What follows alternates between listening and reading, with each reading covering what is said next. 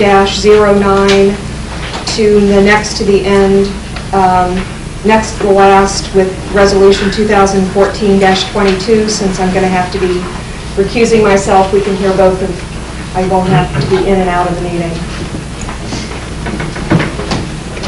And the other thing related to the agenda is under old business, I would like to add briefly discussing the proposal from the Citizen Advisory Committee about the public forum. For the village manager? Yes. Okay. We got this actually right before our last meeting and didn't have a chance to discuss it. Okay.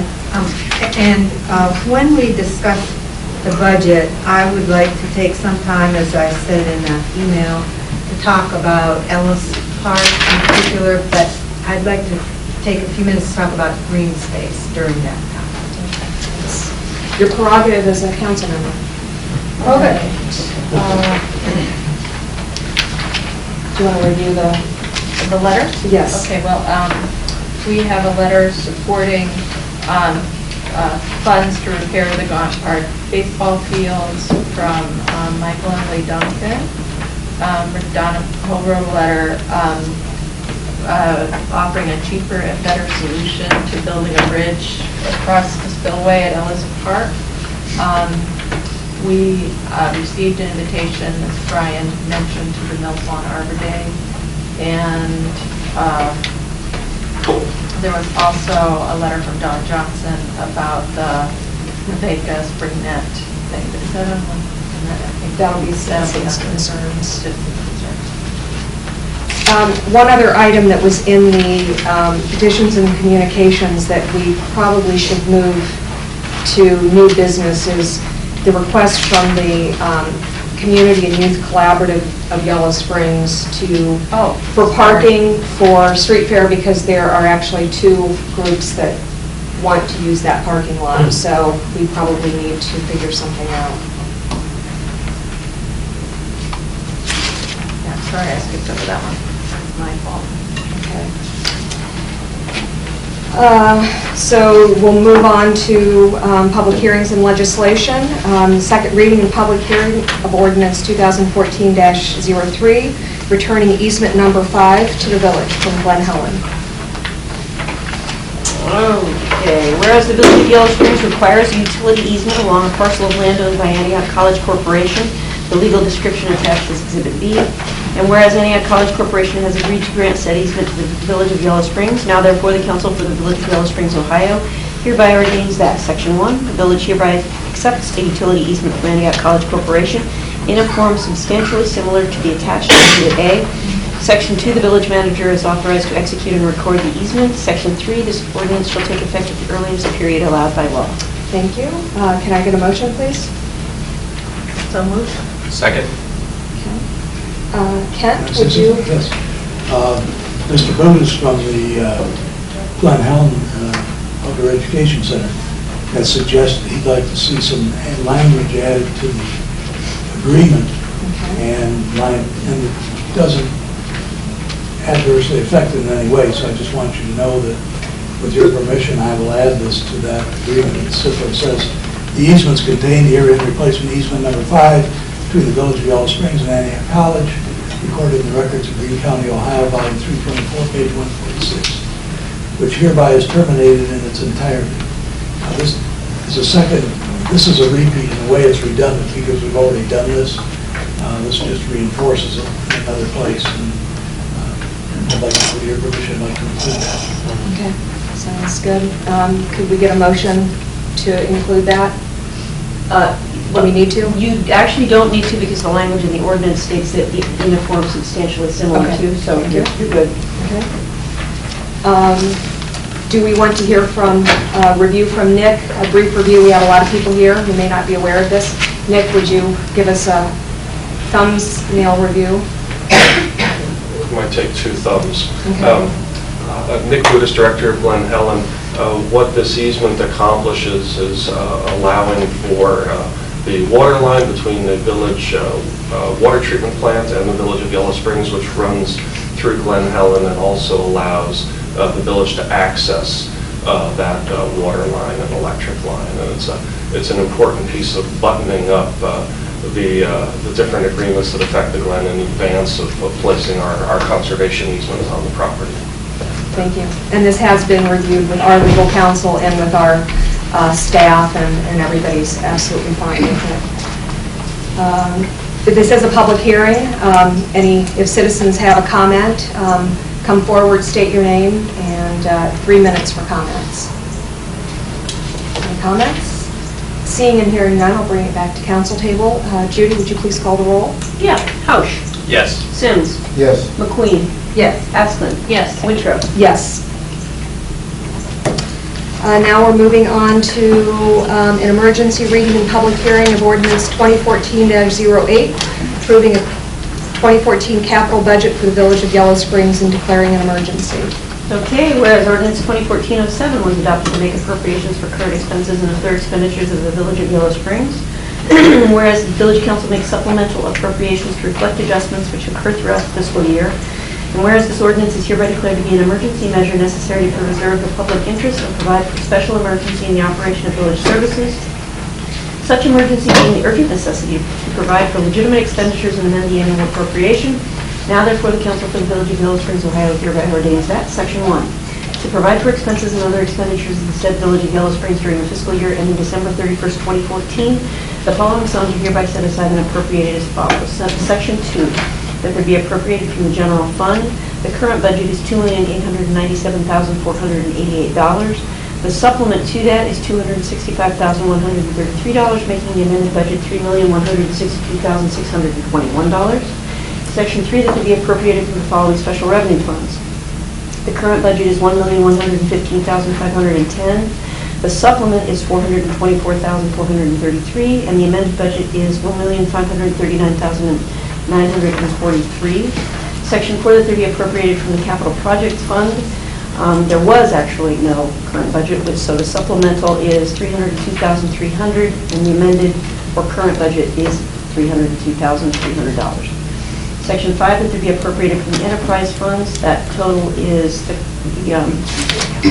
current budget is $4,455,023. The supplement is $1,508,600, and the amended budget is $5,962,623. Section 7, that the appropriation from the total budget fund is as follows. The current budget, $4,455,023. The supplemental, $1,508,600. And the amended budget, sorry, I heard that really wrong. Wrong line.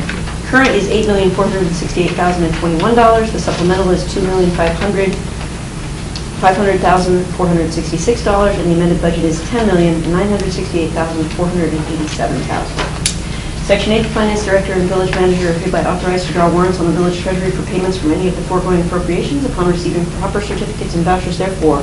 Approved by an ordinance of council to make the expenditures, provided that no warrants shall be drawn or paid for salaries or wages except to persons employed by authority of and in accordance with such ordinance. Section 9, this ordinance is hereby declared to be an emergency measure immediately necessary to preserve the public interest and for the health, safety, and welfare of the citizens of the village, wherefore this ordinance should be in effect immediately upon its adoption by council. Clerk, can I have a motion, please? So moved. Second? This is the capital budget. At the last meeting, we talked about this. We received all the recommendations from staff, and we talked about it, and we narrowed down and kind of finalized what we were going to be seeing. I think that there are some things that are slightly quite a bit different from what we saw before. We have our finance director here to explain that, and I see also the electric supervisor is here, also water and electric is here, so you'll hear from him. Melissa? I do have an extra sheet that I didn't have available until yesterday, or right today, I guess. It's the Bryan Center remodel costs that were asked for by council that were in addition to the council chambers upgrade portion of the capital budget. There was 25 that were included for the council, and then there was 25 for administration. That was what we'd spoken about. And I just got this figure after Jason Hamby had ran some figures based upon the requests that we had, and those are itemized there. So it came in a little bit under budget, but I had already had the budget submitted by the time I got that updated figure, but it is slightly lower, so. That's the first item on there. We did receive, these are just some small things. When I did the budget, the original, oh, I'm sorry. First item on where is that? The The first floor of the- administration, the $25,000 allocated for administration. That was for the first floor upgrades for the building. And more detail was requested at the last meeting, so that was what that additional sheet was. Public safety, that one was dropped off of the last budget. I had realized it at the time of the passing of the first ordinance, so I had included that. Mediation had received a grant from the YS Community Foundation, so I included that. The transfers are to go towards the green space and the streets, because the commitment made for the streets, there wasn't enough money in that fund to cover all of the costs. So that transfer is to help offset. I did transfer enough money so that it left a little bit of money in the fund. I think I left about $50,000 in there, just so that there was something left in there.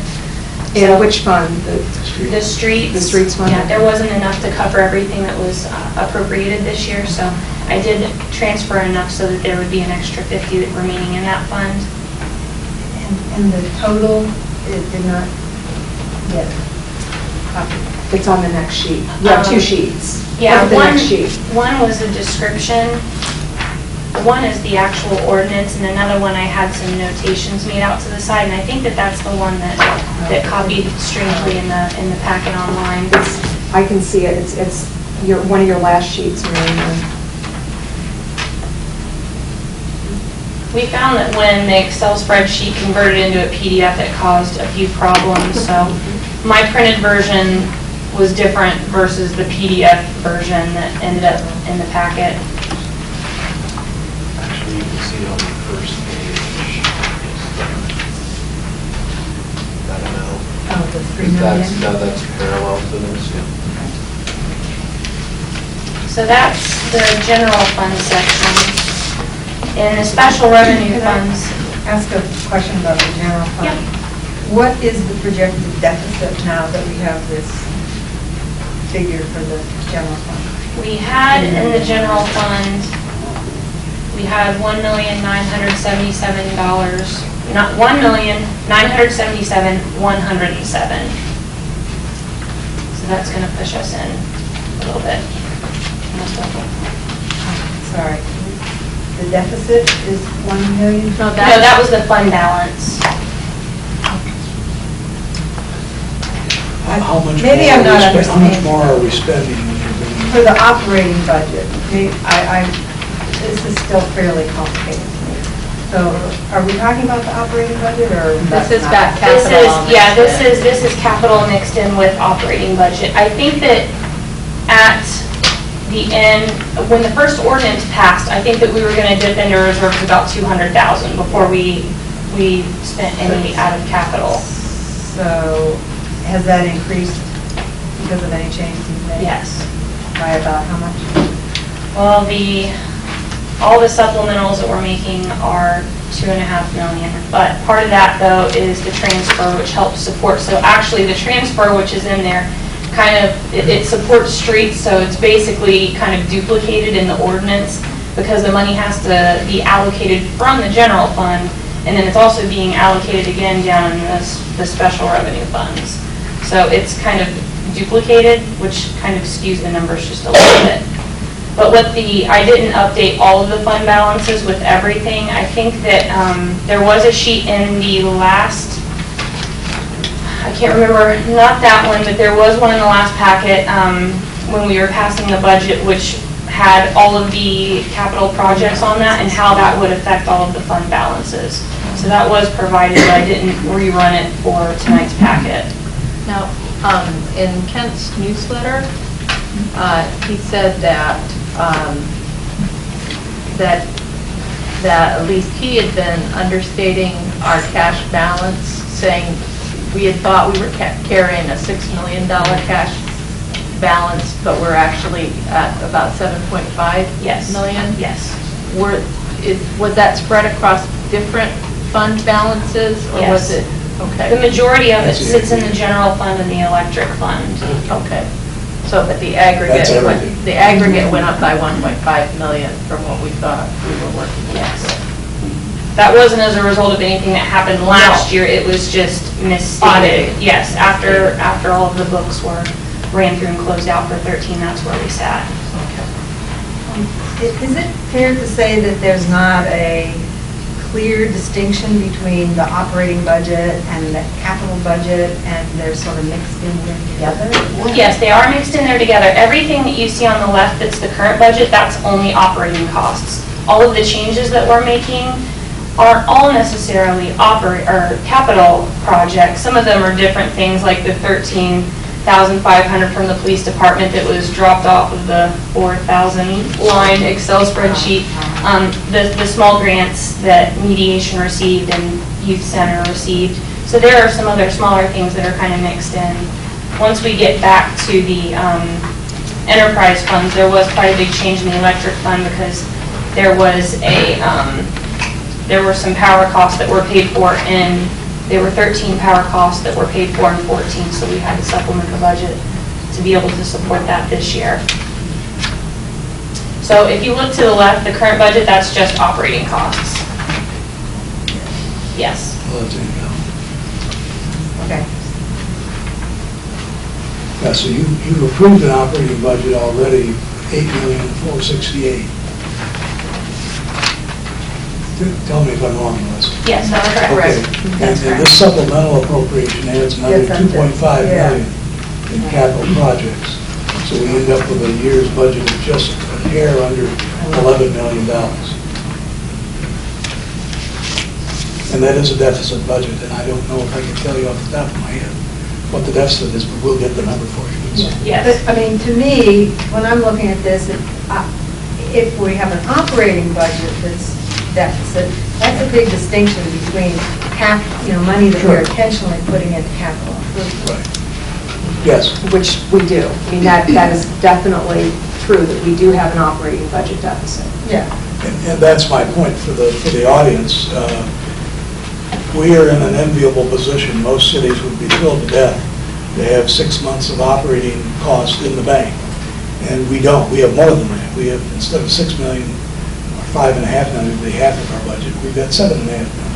Now, the problem is, even though we've got a decent-sized surplus and balance, our average annual expenditures are exceeding our annual income. So we're going to be digging ourselves into a hole, and it's not sustainable. So we're in robust health at the moment, but my predecessor's got something significant to deal with. Thank you. And capital projects are one-time, typically one-time expenses. And so you pay for them. I mean, there are things that you have to do to keep things going. Typically, the operating is heavily about staff. It's about staffing. And so, if we start new programs, if we add staff, that's a never-ending. That's a cycle that gets us into spending more on an everyday basis. That's what we don't have the money for. And how do we sustain growing our operating budget? That's the question we're having.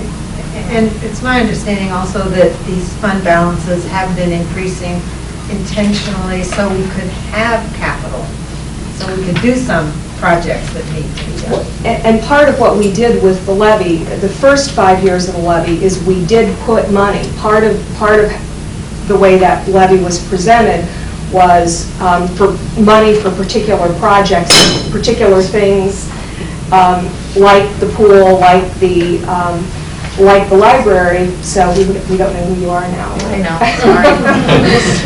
So that money got put into funds. I mean, that could have stayed in the general fund, but it got put into special project funds.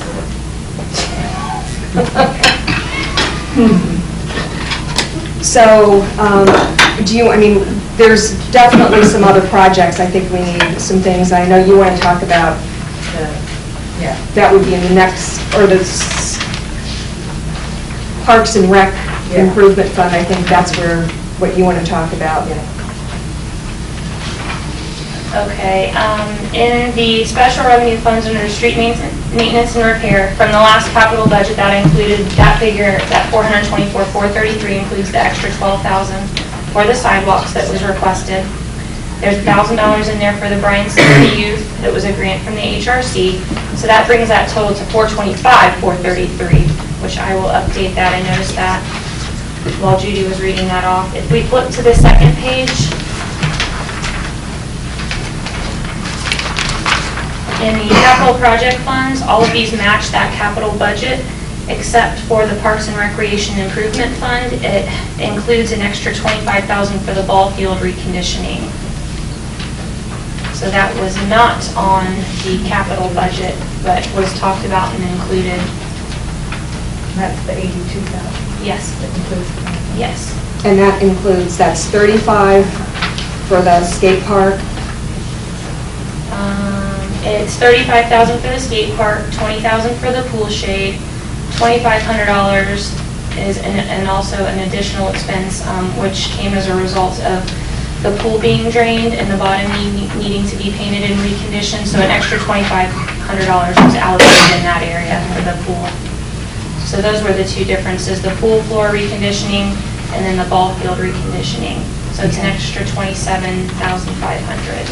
And the work at the Garden Park Fields, my understanding is that it's going to happen in the fall of this year? Yes, It's just too late. Baseball season's already underway. yes. And then in the enterprise funds, after speaking, Should we talk about, do you want to talk about your? Yeah, I wanted to make a proposal. When we were first presented the budget, we were given some information about some bridges to be built at, that could be built at Ellis Park, and the cost was $70,000 per bridge. And my initial feeling was, wow, you know, that seems over the top. And as I've been thinking about it and talking to some citizens and visiting Ellis Park, I've decided that it is important to have some kind of bridge system at the park. And so I just wanted to talk about it a little bit. I went, actually Dan Reyes and I went on Saturday, I guess, and I've talked with George Beery, who has experience at Glen Helen, and I don't have a specific proposal about the type of bridge, but I think that it is important that there be an accessible way that people, some kind of footbridge, so that people can walk around the pond. I also think that it would be really nice to have a bridge that would extend to the Arboretum. And there is a bridge, sort of some boards that are between two levels on this little stream to the east of the pond, which is pretty funky. And I think it could be improved with not a lot of expense. And then we have two pavilions out there. And one of them needs just a little bit of shoring up on the roof and some soffit fascia kind of stuff going on that's pretty funky. There are electric wires that aren't attached, but they're just hanging down.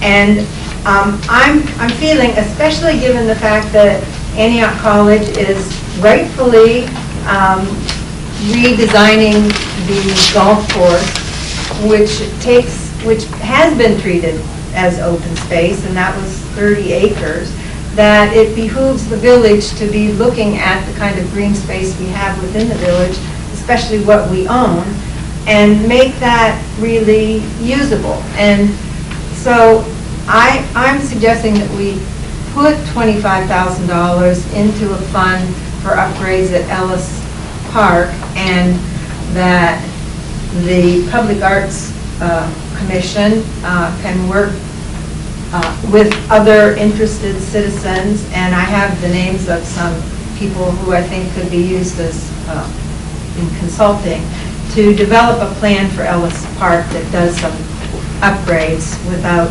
spending $140,000. Do you have a plan for staff to be involved in that? Well, I think that we want whoever is involved in this to work with staff, but my sense is that staff needs to, I think that we need to bring the community in to be working with staff. I don't think that I think that we need to be a little bit careful about completely negating recommendation from staff and suggesting that a group of, we've got insurance, and we've got an insurance carrier we have to deal with, and we've got an attorney we have to pass through, and we've got staff that has to maintain these facilities. So I think we have to be a little bit careful to decide that something as important as structural bridges is something that a citizen group can take over. I'm not at all suggesting that there shouldn't be input, that it's not a project that we can take on, and maybe we can do it less expensively, but I am certainly not ready to make those kinds of decisions without staff input, engineering input, but I am supportive. I'm supportive of the bridges, but I would prefer there be more staff involvement. Yeah, I don't disagree with what you're saying. Certainly staff needs to approve it, and I think we have to have legitimate criteria for whatever is built there. Are you making a motion? I almost wonder if we should be thinking about some of these projects as like seeing if we could make somehow like a matching funds kind of thing, because we've got to be really careful about how we're thinking about even our capital investments when we're running an operating deficit that we're going to try to fix, but we've got to figure that out. And so I'm wondering if we could try to think about that. I mean, I think we have to fix the skate park. It's used an awful lot, and it's dangerous, and it's children. But I wonder if as we move towards the future, we should be thinking about trying to look at other municipalities. Have they tried these kinds of matching funds approaches to helping to upgrade their parks and recs facilities? Because that's the kind of thing that people could say, yeah, I want to have a bridge that's in memory of or in honor of X, Y, or Z, and that's a way they want to spend their money and want to make that investment. And that's already started. I mean, we know we've got the small amount of money for the skate park that Matt Hausch that was raised through a couple of fundraisers. The high school baseball team and I believe the minor leagues all have done independent fundraising and are willing to do additional fundraising. And I've also heard that the tree committee is working on getting some funding for at least the bridge over to the White Kennedy Arboretum. So I think we definitely have partners for those projects. How we formally, and I don't know what formal methodology you need, like for example, the $3,000 that we have, I don't know where that money is. Yeah, I mean, it's in a skate park account, so ready to be transferred. I mean, that could be, is that something that you could look into? Yeah. How to set up some funds like that? So we're doing something that will allow members of the public to contribute. Yeah, Targeted giving. targeted giving. And do we keep it internal and have Melissa administer it, or should we consider working with the Community Foundation? I've actually broached that subject with the Community Foundation about the possibility of setting up some funds that citizens could contribute to. Well, I think it would be good if there was some designated group that was assigned to work with staff. Does it make sense for it to be the parks? Yep. Yeah, I think we're going to have to change the name. Arts and Parks. I like that. Yeah, I think that is great, and I had mentioned to Mary Ann, I think our next meeting's an ideal time because we're going to be bringing in some folks to help us think about landscaping of the skate park, and so it would make sense to also tap those ideas for Ellis Park. So. And I chose the figure of 25,000. I just chose it basically because council had said it would commit that to green space outside of the village, and my feeling was, well, let's put that same amount of money, use in green space that we own. So that's how I came up with it.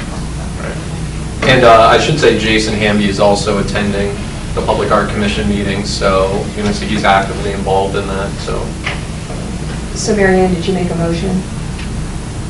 So I move that we appropriate $25,000 into the Parks and Recreation Improvement Fund to be used for improvements at Ellis Pond, including a bridge, repairs on the pavilion, at least one bridge and repairs on the pavilion, and that the, what's it called?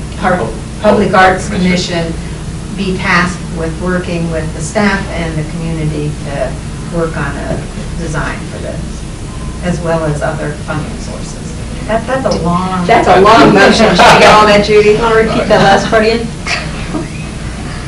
PAC's going to work with the community and staff. Thank you. Second?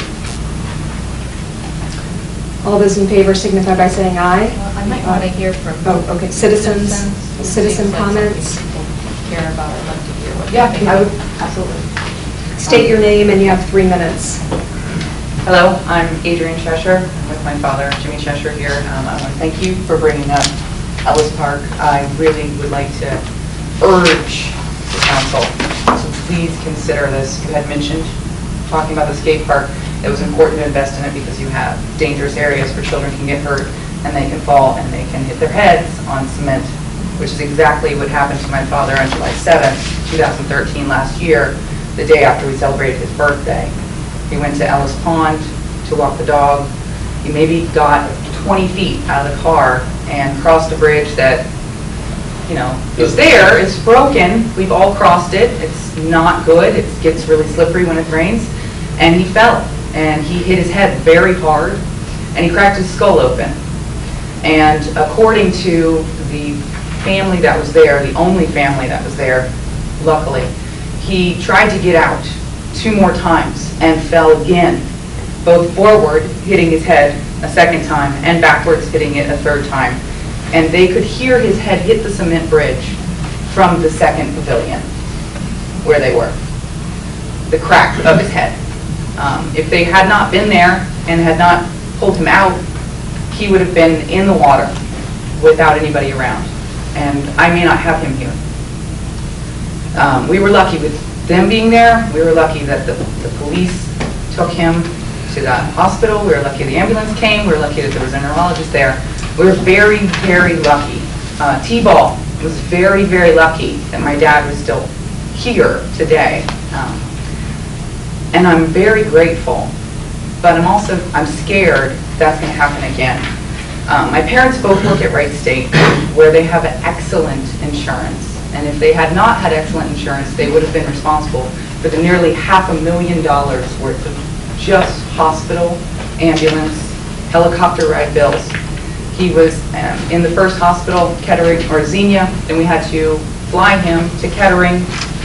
He was in critical care for 2 weeks in a medically induced coma for 5 days and spent a month in the hospital. And that could happen to children who walk at the park, and it could happen to anybody else that's there. If you were there this weekend, I was too. There's always families, there's always kids, there's people walking their dogs.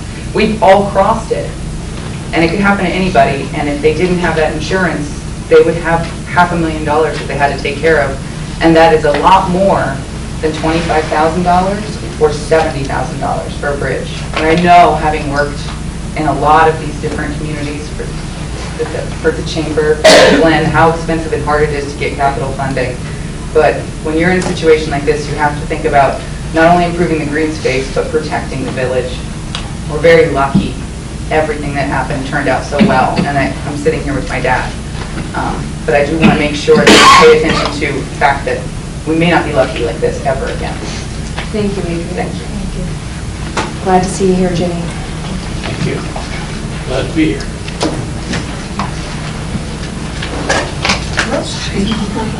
My name is Keith Swigert, and I agree with you. And I did a rough sketch of something that's serviceable. It's not fancy. It's reasonably cheap. There's 5 copies plus the original. You can pass them around. that for the bridges out at Ellis Park, I think it can be done very reasonable, serviceable, and going to last for a while. That's all I wanted to do, is just say that I think it can be done reasonable and very serviceable. Thank you. Thank you.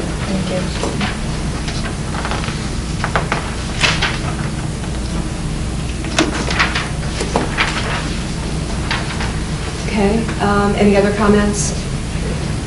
Mr. Donnell? Sorry. My name is Ted Donnell. I think that council needs to make a decision as to whether or not the new bridge and the path is going to be handicapped accessible. And if you don't make it handicapped accessible, I think there's some liability issues there with the village. But the handicapped accessibility isn't just a bridge.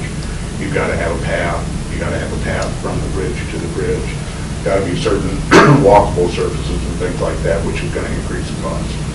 But, you know, from my point of view, and I also think that there is also funding mechanisms that would support a fully accessible route into the Arboretum. Thank you. Any other comments?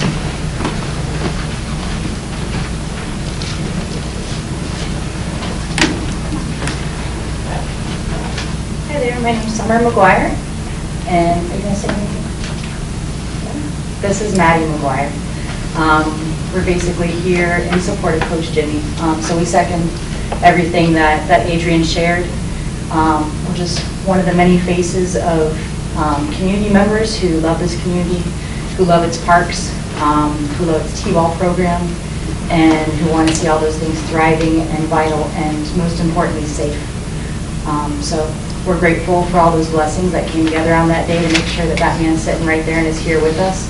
And we want to make sure that no other lives are similarly traumatically, frighteningly impacted. So please consider a bridge. And I also second the concept of it being handicap accessible as well for other community needs as well.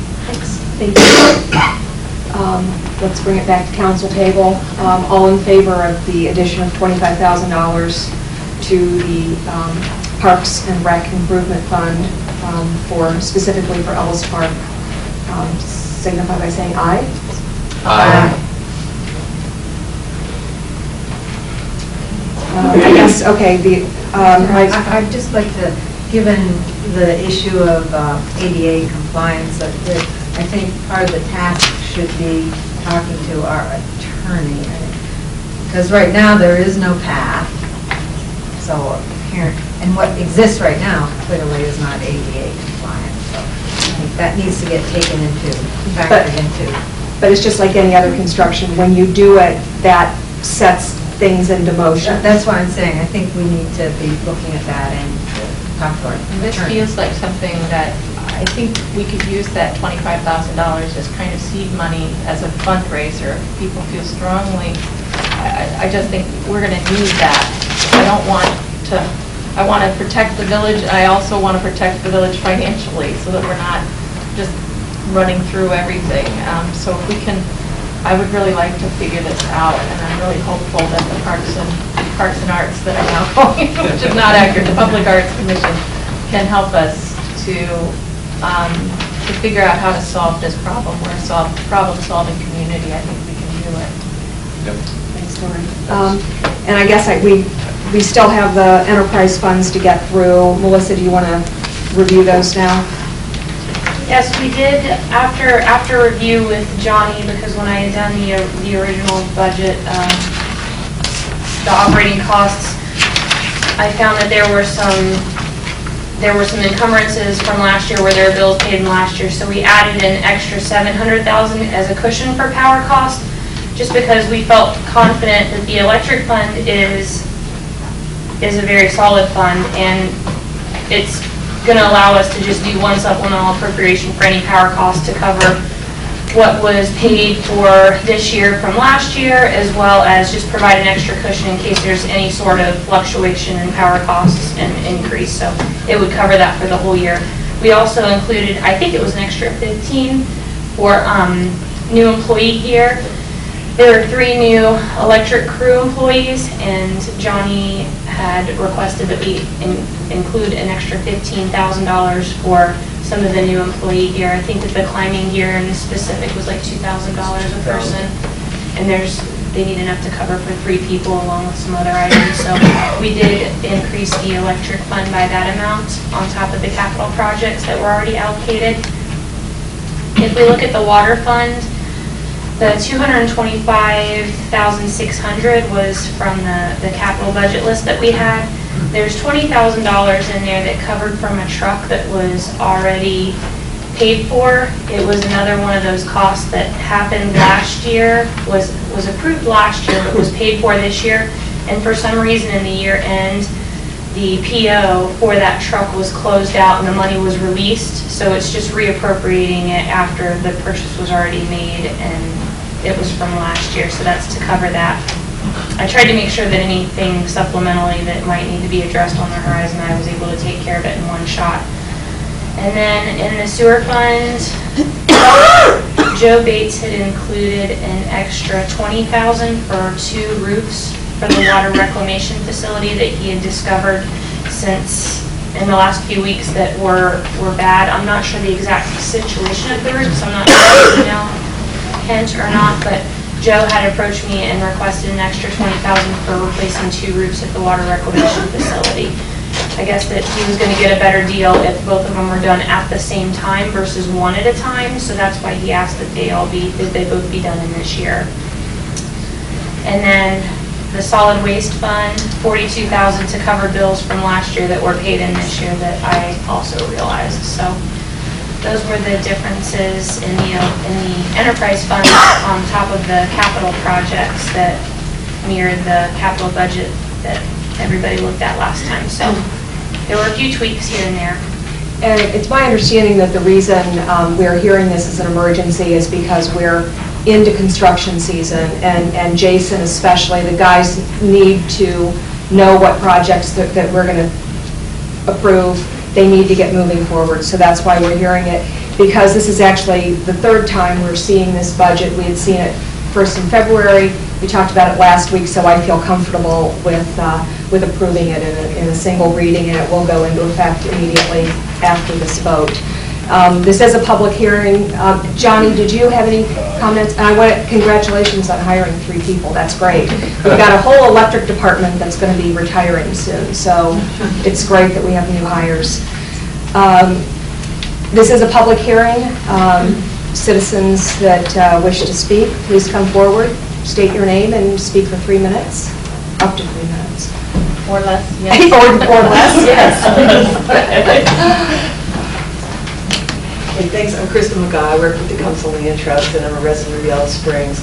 I want to just say thanks for the amendment to add some money for green space to the capital bill. And I will look forward to discussing priorities. It is so good to work with local government that sets clear priorities and adjusts them along the way. It just makes our work so much easier and a good complement, I think, to the government's purposes. I want to mention that moving in this in a timely way is good because we actually are as secure in terms of federal and state matching monies as we've been during my 12 years at the Land Trust. So we're going to have new trails money and new open space money that will be coming up in the fall. And so in terms of the Ellis Park project, and also we had talked a couple years ago about making some of the space along Yellow Springs Creek accessible and removing some of the invasives back there, as well as doing some trail building. So this is a great time to be able to get those state resources that will be available, and we just don't know that there's going to be another 2 years like this. The governor put it into his capital budget, so that's a great thing. Just wanted to invite the council members and the public, and I surely did not bring nearly enough of these invitations, but I'll pass them around and take one if you would like, to our annual meeting, which is June 1st. It's going to be on Bud and Jean Marsh's property. We lost Bud this last year, but they preserved their land on the Jacoby Creek, and it's just one of the most beautiful properties on the Jacoby Creek. It's free and open to the public, so we invite people to come, and we'll have maps available so people can kind of put that property in perspective. Can you explain Jacoby Creek in terms of Yellow Springs watershed for Okay, people? it's west of the village, there's 2 branches of it that come together and then they meet up with the Little Miami. And Yellow Springs, really since the 1960s, has kind of designated a Jacoby Greenbelt that included that Jacoby Creek, but additionally circled around through Whitehall Farm and then on down through the parks on the east side of town. So this has been the longest standing local government plan for green space that I know of in the state of Ohio. And you'll be able to see where we've been able to fill in those blanks. It's really been, quite an outstanding effort. We appreciate all of that. Thanks, Krista. Sure. Thanks. Any other comments? Seeing and hearing none, I'll bring it back to council table. Judy, would you please call the roll? Yes. Housh. Yes? Sims. Yes. Asplin. Yes. McQueen. Yes. Winthrop. Yes. Moving on to Resolution 2014-8. Do we want to talk about the building proposal? Or do we want to? I'd rather wait. Jason, I think Jason should be here. Let's talk about it in the future agenda Okay. items. I think that there was a little money in the budget for it. Yeah, we so- put money. 50,000, but not. Yeah, a mark, but I think it's too late in the meeting, we've got too much going on. So Resolution 2418, approving a contract regarding bronze sculpture trail. This is authorizing the temporary installation of artwork in public spaces in the village and approving a supporting agreement with the Yellow Springs Arts Council. Whereas the Yellow Springs Arts Council has sponsored the National Bronze Sculpture Symposium, and whereas one outcome of the symposium was the creation of several bronze sculptures, including 3 pieces by Jane Jawrunner, and whereas it is the desire and intent of the Arts Council to install many of the resulting sculptures in settings around Yellow Springs where they will be visible and accessible to residents and visitors, and whereas aiding the Arts Council in their endeavor is consistent with the goals and policies of the village government, now therefore the Council of the Village of Yellow Springs, Ohio does hereby resolve that. Section 1, the attached agreement between the village and Yellow Springs Arts Council defining the terms and details related to the installation of the subject artworks in a public right-of-way is hereby accepted and approved. Section 2, village officers and staff are hereby directed to work with the Arts Council and the artist to achieve the outcome anticipated by the agreement. Section 3, the village manager is hereby authorized and directed to execute the agreement on behalf of the village and to see with its execution. And Section 4, this resolution shall go into effect upon its approval. Can I have a motion, please? So moved. Second? Okay, this is really exciting. This is our first public arts project that's kind of gone from beginning to end with our new process. Brian Housh came in just in time to get this one wrapped up, and I'll let him explain this one. Yeah, so I think everyone knows that last fall we had the National Bronze Sculpture Symposium happen in town, primarily at Antioch College. We invited 4 artists, one of them our local artist, Brian Maughan. We have 4 sites for the trail. The site that is on village property is right in front of AC Service on the low wall there. I heard from Joanne Caputo that the other 3 sites have signed agreements, so everything's ready to be installed. And we actually just got an invitation for the Dedication. dedication installation that's going to be coming up in June. June 1st. Yes. I think June 1st, I think at 1 or 1:30, it's going to start at Mills Lawn, and they're basically going to follow the trail then to see all the installations. And the agreement was developed by our solicitor. Right. And the agreement itself will form the basis for all of our future projects that we install. Questions or comments from council? Yes, I noticed that it's a 10-year period. Right. For the And- lease. And I know that sometimes when we set something up like this at 10 years, it's easy to forget at the end of 10 years. So I'm wondering, is there some kind of thing that'll get tagged or some way that we'll remember at the end of? Oh, the Google Judy, will calendar. remember? The Google- Yeah, no problem. We can have it remind us every year. Yeah, reminder, every 5 years, remind us. Comments from citizens? bringing it back to council table. All those in favor signify by saying aye. Aye. Okay, and then next is 2014-21, authorizing internet sale of surplus property. Do you want me to read this, or do you want me to No, just just explain it? explain it. All right, this is just a housekeeping item each year. We again have to approve the sale of surplus property through an internet sales mechanism, which we have selected several years ago, which seems to work very well. So this is just that piece of housekeeping, and I'll read it by title. Resolution 2014-21 is authorizing the sale during the calendar year 2014 of municipally owned personal property which is not needed for public use or which is obsolete or unfit for the use for which it was acquired by internet auction pursuant to Ohio Revised Code Section 721.15D. Can I have a motion, please? So moved. Second. Okay, I think we just got the explanation. Any discussion? Comments from citizens? All those in favor signify by saying aye. Aye. Okay. I will be recusing myself for conflict of interest because my husband is involved in the next project. Thank you. Okay.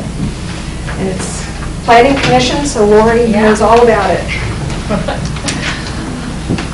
All right, so we're going to be handling one right after another, these two. Karen explained this at the beginning, both the ordinance accepting the Planning Commission recommendation for the zoning change, and then also authorizing the village manager to enter into the planned unit development agreement for the All Concerns to Property 888 Dayton Street, which most people know as the old Creative Memories building. And I believe there are some people who are very interested in the building as occupants, and also Ted Donnell is here to speak for the client property. Do you want to read this? Is title only sufficient for all of you? Planning Commission just approved this, by the way, last Monday night in our public meeting. And we noticed it so that it would be legal for us to do it at this meeting as an emergency. So it's all been properly noticed. It's just on a slightly tight time frame, partly because the clients want to get up and get their business going. We ran into some paperwork difficulties and public process things that needed to happen before that can happen. So it's a slightly unusual time frame for what would be normal for a PUD process, but it's all been done legally and with proper notification, and everybody making sure that we haven't violated our own procedures or policies or legal rules. Okay. And I will not read the parcel ID numbers. So this is ordinance number 2014-09, an emergency ordinance to amend the official zoning map with rezoning approval of 9.892 acres located at 888 Dayton Street. This is switching them from the I-2 Industrial Zoning District to Planned Unit Development District.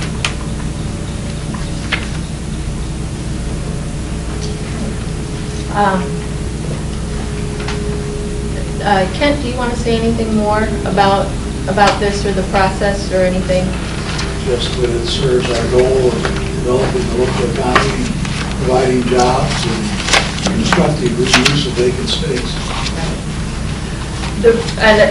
It might be helpful to know that a planned unit development is sort of like, it gives more flexibility to developers than the regular zoning. Like our current zoning doesn't allow for kind of two very different uses under the same roof, because it often could be very problematic to have light industrial uses in the same building as medical offices, for instance, is in this case.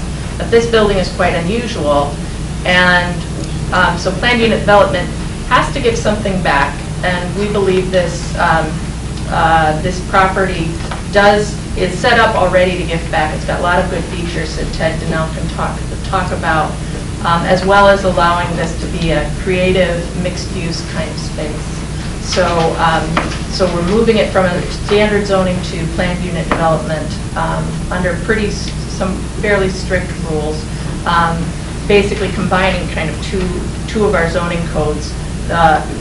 allowing all the medical offices, business offices, no retail, but those kinds of offices in the building on one side, and then also light industrial uses, but those will be all have to be subject to the approval of the Planning Commission, so that any kind of industrial use they would want to put out there, we would have fairly strong controls in. So it's not even quite the same as like a conditional use. So we have to approve them. So that's my understanding of it. So I support this as a member of Planning Commission. We had a long discussion of it that I felt was helpful, and there was a lot of good public participation, and I'm looking forward to another one. I want to invite, I think, Ted, are you here to speak on behalf of the property owners? Yes. Thank you. My name is Ted Donnell. I represent Yellow Springs LLC, the owner of the building. This building was purchased under the idea that it could be multi-tenant because there are 2 tenants in it presently. So when we proposed to put a new tenant in the building, we realized that that was really not approved, and it didn't fit within the zoning code. So we are here tonight asking for a PUD to adaptively reuse this building into multiple tenants, mostly being medical and business office tenants. The building is approximately 90,000 square feet. 30,000 square feet of the building is up what's considered high bay. It has loading docks, 30-foot ceilings, and that particular use is good for some very light industrial, and we want to be able to continue that idea that the tall bay can be used for that. The rest of the building is lower bay. Some of the ceilings in what used to be in an industrial building drop down to as low as 11 feet, which makes it almost impossible to reuse as an industrial building. So the adaptive reuse that we're proposing is to put medical offices in it, businesses, and then separate the light industrial areas through common hallways, down walls, firewalls, or whatever the Ohio Building Code mandates us to do for separation of fire safety and public safety. The building itself is an incredible structure. It's got a common entry that would serve all the new tenants from the large parking lot area. We obviously want to redo that. We like the idea that all of the public pedestrian side of it, the low impact users are coming in one entrance, which is that parking lot entry through the big atrium portion of the building. We want to maintain that and tie the new tenants to that common. So all the plans that we're developing are using that idea. The first tenant that we have in the building is Dr. Groenbeck. He's a local Antioch grad. He wants to open a new practice. We've been working very hard to get him into the building and seeing patients by May 1st. So that is why we're really pushing for the emergency legislation. We've been moving along, so if you all say no, we're all in trouble. So we ask for your support, and thank you. If you've got any questions, I'll be happy to answer. Okay, yeah, maybe just sit down next to Melissa there, that way if council, first I'll open it up to council, and then I'll open it up to citizens who may want to either make questions or comments on the plan. Well, I think this is great. I support it. And in talking with Ted today, one thing that he mentioned was that there will be a sidewalk extended along East Enon and then up along the parking area. So it will increase the pedestrian accessibility for that building. It also may help a little bit for people who are going to Antioch, McGregor, across the street using that sidewalk. Yeah, no, I agree. I mean, I've been following it, and I watched your guys' meeting very closely. So, yeah, it's great, and, you know, I love the idea of having more businesses and more tax revenue, so. Jerry, you have anything you want to say? All right, so I'm going to open this. This is now the public hearing portion, so any citizens who would like to speak to this project, please come up to the microphone, say your name, and as usual, you have up to 3 minutes. Dr. Groundbeck, do you want to introduce yourself to the village for those who weren't here on Monday? And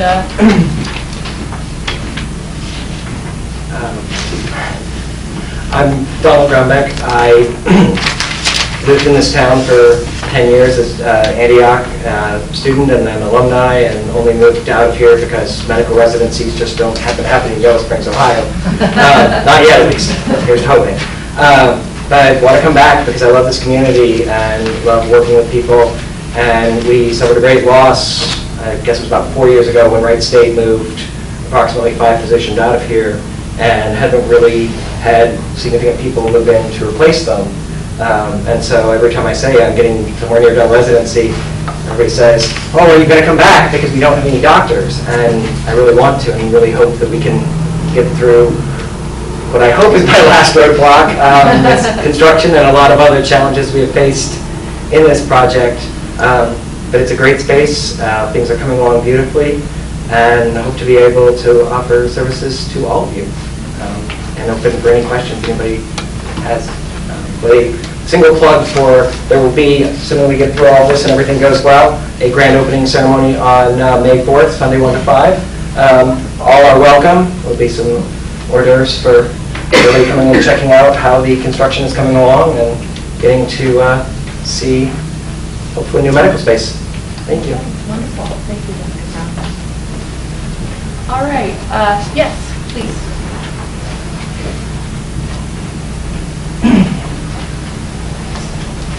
Hello, I'm Richard Lapidis. I applaud the term adaptive reuse in general as a thoughtful way to reposition our economy and our amenities to present-day conditions. So I thank everyone involved for being fluid in their thinking rather than ideologically hidebound. Thank you. Thank you. All right. Are there any other comments from citizens?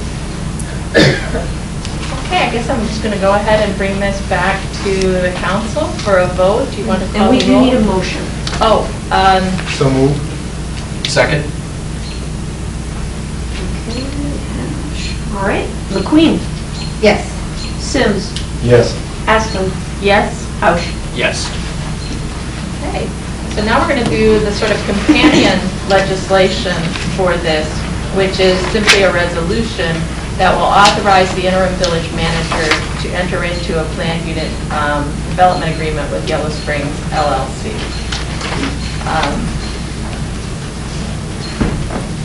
I don't know if we need to read it beyond that. You could. It's not that long, I guess. I will read really fast. Okay. Okay, this is authorizing the interim village manager to enter into a planned unit development agreement with Yellow Springs LLC. Whereas Village Council has authorized rezoning from I-2 Industrial to Planned Unit Development District at 888 Dayton Street, and whereas Section 1254.05E of the Village of Yellow Springs zoning ordinance requires the village and the applicant requesting a PUD to enter into a PUD agreement prior to the commencement of construction or issuance of building permits. And whereas the Village and Yellow Springs LLC wish to enter into a PUD agreement in order to allow for construction of this project to commence, now therefore be it resolved by the Council of the Village of Yellow Springs, Ohio, that Section 1, the village manager is hereby authorized to take all steps necessary to enter into a PUD agreement with the Yellow Springs LLC in a form to be approved by the village solicitor. Section 2, council finds and determines that all formal actions of the council relating to the adoption of this resolution have been undertaken at open meetings of this council, and that deliberations of this council and its committees resulting in such formal action took place in meetings open to the public in compliance with all statutory requirements, including the requirements of Section 121.22 of the Ohio Revised Code. All right. Is there a motion? So moved. Second. Okay. Any discussion or anything further that needs to be said? All right, I think we can, I'm going to look out. Anybody have anything they want to comment on this particular portion of our, not seeing anybody. So let's go ahead and just call the vote. I guess I call the vote, right? All in favor? Say aye. Aye. Okay. I did just want to mention that, remember when the zoning was passed, that we did talk about that there was going to be tweaking, and this is certainly one of those things that has come up that I'm glad that we are tweaking. Great. All right, so we can call Karen back in, and if this was what you were here for, just remember we have to leave that door open, so it's always helpful if people head downstairs and then have the conversation rather than vice versa.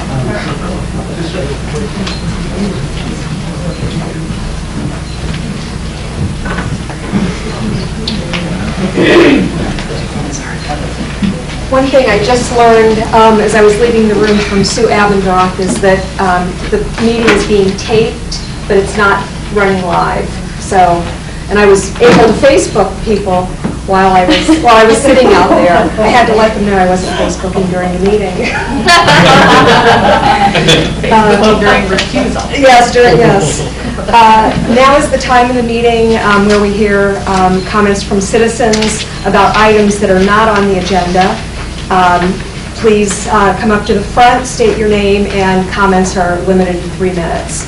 We do have, oh, you want it. And we do have one special presentation that we've extended to 5 minutes. So let's hold that because I see a few other people coming up. So kind of old. Okay. Oh, okay. My name is Mary Cargan. I'm back here talking about Fair Acres Road. And this is response to the article in the paper. I don't know how accurate it was, but we are hopeful, very hopeful that there will be a meeting with us as soon as possible. Our conditions have only worsened, and I'm afraid that many of the potholes and the street could be a danger for our many kids who ride up and down the street on bicycles. So that's my message. I'm Dorothy Reich, and I live in the Fair Acres plat also. I live on Northwood Drive, and I've lived there for about 42 years, and the streets, the way they are today, are worse than I've ever seen them. And I voted a couple of times for levies, which were supposed to be for the swimming pool, the library, and street maintenance and paving our streets. And I'm still waiting for the streets to be paved in Northwood Drive and Whitehall. They're getting very, very bad. They're full of potholes. The street in front of my house is just crumbling. I practically live on a dirt road, so I would really appreciate it. I know we were told that the pipes are too shallow and they have to be repaired first and then they'll pave our streets, but that's been a couple of years now that I keep waiting in the spring to see if they're going to start digging the streets up and fixing the pipes, but it hasn't happened yet. But I would really appreciate it to have something done to my streets. Thank you. Thank you, everybody. Yep. Thank you. MJ Dodson with Allergies. I live also in the Fair Acres area, and same comments, and I do understand that it's kind of silly to paint your kitchen and then tear the cabinets out and pull up the floor and do it over again. But it would be nice to have a timeline, you know, to know that there's some kind of plan. And in fact, it sort of seems sometimes that Fair Acres gets forgotten because we're kind of off in a corner. So, thank you. Thank you. Dan Carrigan, I live on Whitehall, and the amount of potholes on the Fair Acres dump is incredible. I think the village should be aware that all these potholes and stuff are not good for cars, and it's not good for people. One of our things that's kind of strange where we live is a lot of people love to come walking around our neighborhood. It's very walkable. There isn't any through traffic. And irregardless of this article about the issue about the buried water lines and stuff, I'd like to just see it paved, period. Everyone in our community has helped every other street in Yellow Springs. We expect equal treatment. Thank you. Thanks, Dan. Any other citizens? I have a question regarding the budget and money that, did we appropriate money for the paving of the streets? I'm Ed Renault, I live on Northwood Drive. And the description of the streets that have been given are totally accurate. And I, perhaps more than most, notice the problem because I walk around the block twice, walk through Northwood and Whitehall a couple of times, and notice the condition of the street. I remember a couple of years ago when it seemed to me that the town undertook a large task of resurfacing most of the streets in town. And it looked to me like, at that time, that most of them did not require action of that sort as much as our area in Fair Acres did. So it just seems as though we're orphans, and people find other uses for money, but the streets keep deteriorating and corroding. And as the last speaker said, it's the holes are getting larger, the streets are disintegrating more, and we only hope and wish that something could be done about it. In case it wasn't, because there was a little bit of conversation, in case it wasn't understood, repaving those streets is in the budget this year. So we will be repaving. We won't be addressing the water lines and the sewer lines. And just to understand the reason that those streets were on the schedule to be repaved, I think, at least 2 years ago. The reason it wasn't is because our water supervisor came and said, the lines are sitting too close to the surface. It's basically, that needs to be fixed, and we keep getting water lines cutting the street. That's what's causing part of the repair problem. We made the decision, and with staff recommendation, that we wanted to go ahead and repair the streets, knowing it would be somewhat temporary, knowing that there is still an infrastructure fix that needs to happen. There's still a water line fix that needs to happen. It's just that is so extensive. The priority was just getting the roads fixed for you. Oh, good. Thank you for informing me. I was not aware of that. Yeah, actually, that was announced at our first meeting in March. We read the list of streets. I must have missed that. Yeah. And it's just it's a resurfacing. We're still going to try to figure this out because it is a pain. I mean, we don't, so we're not doing it as, am I right? It's kind of a surface repair. We haven't finally decided whether we're doing a seal or an overlay. Well, I mean, there are deep holes. I mean, that certainly need to be taken care of. Peggy? That's the question I was going to ask. What does resurfacing mean? If it means just going over the top, it's going to deteriorate like those political patches have for the last 5 years. But if it means taking up some of the pavement and getting down to a firm base, then that's different. There is no firm base. Well, that's part of the issue. Right. So, that's why we're planning to have the meeting, right? Right. And that is going to happen. There's going to be a meeting with your neighborhood to help us, because you live there. Because what needs to happen will affect every single house's connection to the water system. And it's major, major, major. And so we need to have that conversation so that we can figure out how to move forward, because it's a big, complex problem. Right. So we're kind of putting a bit of a Band-Aid on it so that you can live with what you've got, and we have hopefully some time to try to sort out this big, major underlying issue. okay, I guess I'm still confused. What I'm hearing you say is you're going to put an overlay over it, and then you're going to have a meeting, or you're going to have a meeting before to talk about what you do?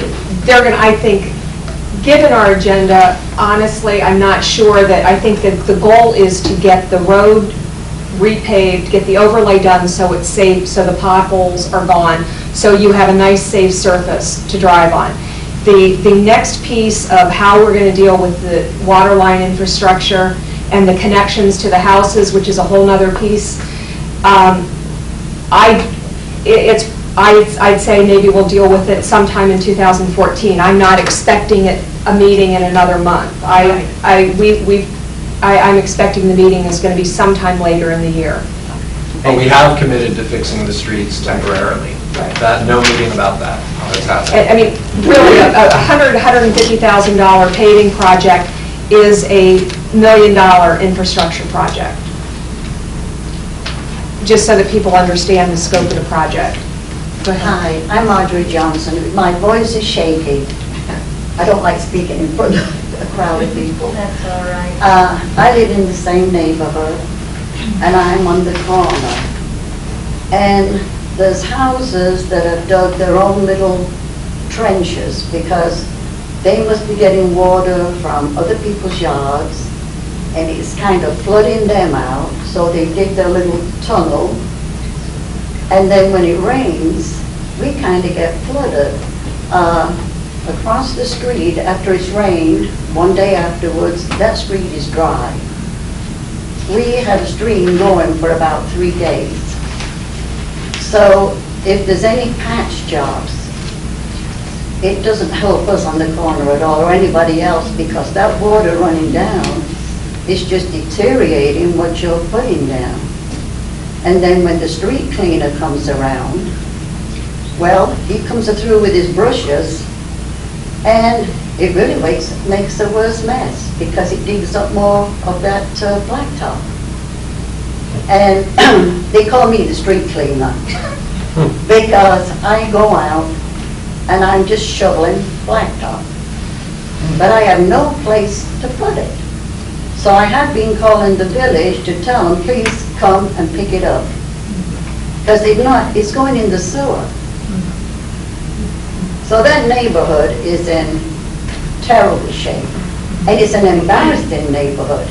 If we have company that have never been to our home and they don't live in Yellow Springs, we say, which way do we bring them into the street? Do they come in Fairfield Pike because that's got a little part of the street done? Or do we bring them in from Poletown? The conclusion is there is no good way to bring anybody in, and when they look at these streets, I know they must think we live in a terrible neighborhood. Property-wise, I wouldn't want to buy a house in that neighborhood and see that street. And I've also seen streets that have not been in as bad a shape as ours, and they paved them. So then I don't understand. I think we're the worst street in Yellow Springs. And I think it would do you all good, personally. You need to come, get out of your cars, and walk the neighborhood. And then tell yourself, if you have children, well, you're just lucky you haven't got sued. Nobody has hurt themselves yet. But that day is just a matter of time. So take the time and come out and visit. And I'm your neighbor. Where do you live? Right on Northwood, 223. How do you feel about the fix on Fair Acres itself? Oh, that big street? Uh-huh. Well, looking at where we're living, my goodness, I mean, Hollywood if I lived on that street. Okay. Yeah. Well, that's what I'm anticipating is going to happen. Right. That was a complete one. That was a complete rebuild, Brian. They actually did do the water lines on that one because it was such a short section. So don't overpromise. Okay. It will be better. It will definitely be better, and it will be better this year. Okay, but if you're thinking about patching, you may as well save taxpayers' money because it will not work. You've done it for too many years.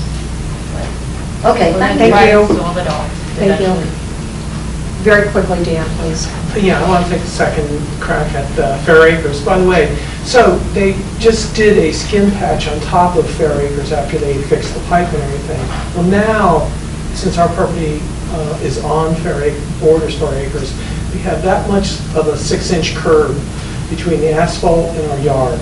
So why they did not grind down and then put to sort of get the level of the asphalt so it's not coming up on the curbs. As you know, in Yellow Springs, many of the streets are over the curbs, the 6-inch curbs that were there.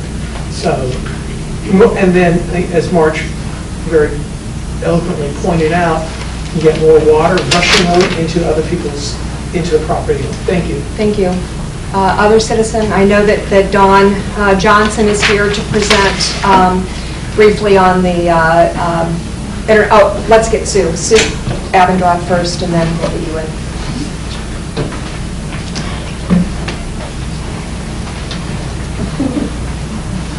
I'm Sue Abendroth, and I was at a council meeting 2 meetings ago, and it was a dark and rainy night. And as I was walking with other people, as we left the meeting, cars driving all over, people walking all over, and it occurred to me that this is an accident waiting to happen, because it was a black night, dark, and nobody could see. The cars that were driving around really couldn't see the people walking through the parking lot to their homes, or to their cars. My question is there a cogent reason why we cannot light that entire parking area, at least on the nights when the public is invited to come to this building after hours, after dark? Because I think it's very hazardous. Thank you. Thank you, Sue. Okay, Dawn, your turn.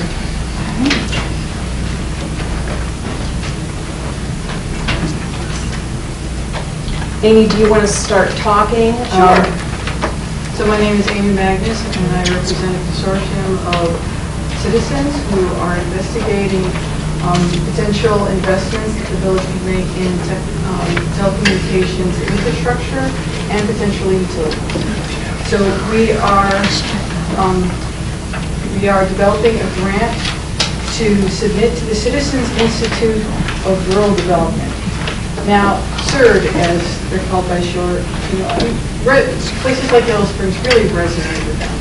They value our uniqueness, our strong sense of community, and our special places, universities, parks, and our own community. They understand our challenges too, the need to add industry and jobs, and to create a place that children can thrive, both in the schools and in the community. So the grant that we are developing would provide assistance for an intense 2.5-day design workshop. CIRD would provide $7,000 as a stipend and in-kind technical assistance and design expertise that amounts to maybe $35,000. Depends on the final numbers of the grant.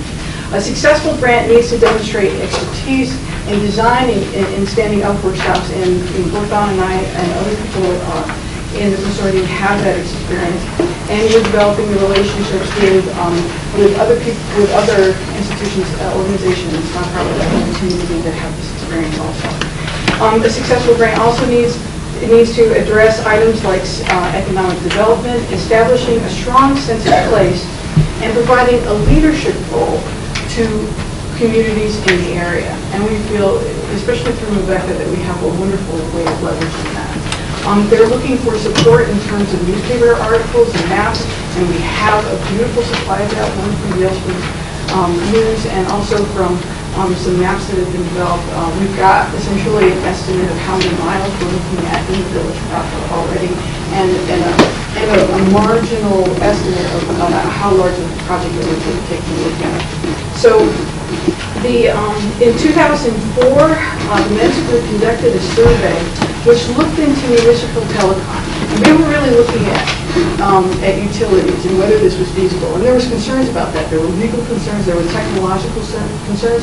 And in the 10 years, a lot of their concerns have been addressed in favorably. There's still some questions out there that need to be answered.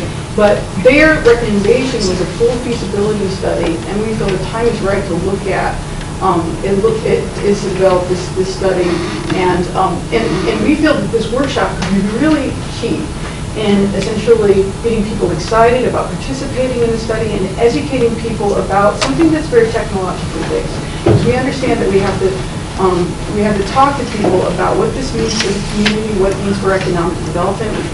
We can see from other communities like Chattanooga, Tennessee, that it can be a really powerful force in bringing getting industry excited about coming to your community, to your town. Let's see. So in terms of support, what we're looking for from the village is that we feel that we've got a lot of key pieces in place, and one of the things that would help make this proposal very strong is a letter of support from the village council for the workshop. Okay, that this is an idea that's worth taking a good, serious look at, and the additional things that we may be asking is for space, essentially, to conduct the workshop, and also support from the council and sending a representative to attend the workshop and potentially even speak. So, Dawn, is there anything you want to follow up with on this? No, I just, wanted to go through, as we were, well, this is very loosely organized, and we have been pulling, I guess, sort of pulling things together as we've gone along, and we've decided we've got a few questions. If people are asking us the same questions, who are you? What do you want from us? And what are you going to do with it? And how are you going to do this? And that's what this presentation is for. It's just really, we wanted to let you know that we think we do have a rural challenge here. We do have the economic situation that every community that's our size and even larger is facing right now. We believe that there could be a potential solution. It would certainly involve innovation and quite possibly involve art. What in Yellow Springs doesn't involve art? So we think we have that part of it. And we have a community that's already demonstrated time and time again that we can come together to resolve our issues. So we think we're excellent candidates, at the very least, to give this a good go. The thing that we envision is Yellow Springs as a digital destination. Digital destination for education, for business, for community. And we feel that we are in a position, an outstanding position, to be able to realize that and show people in this area the way to go.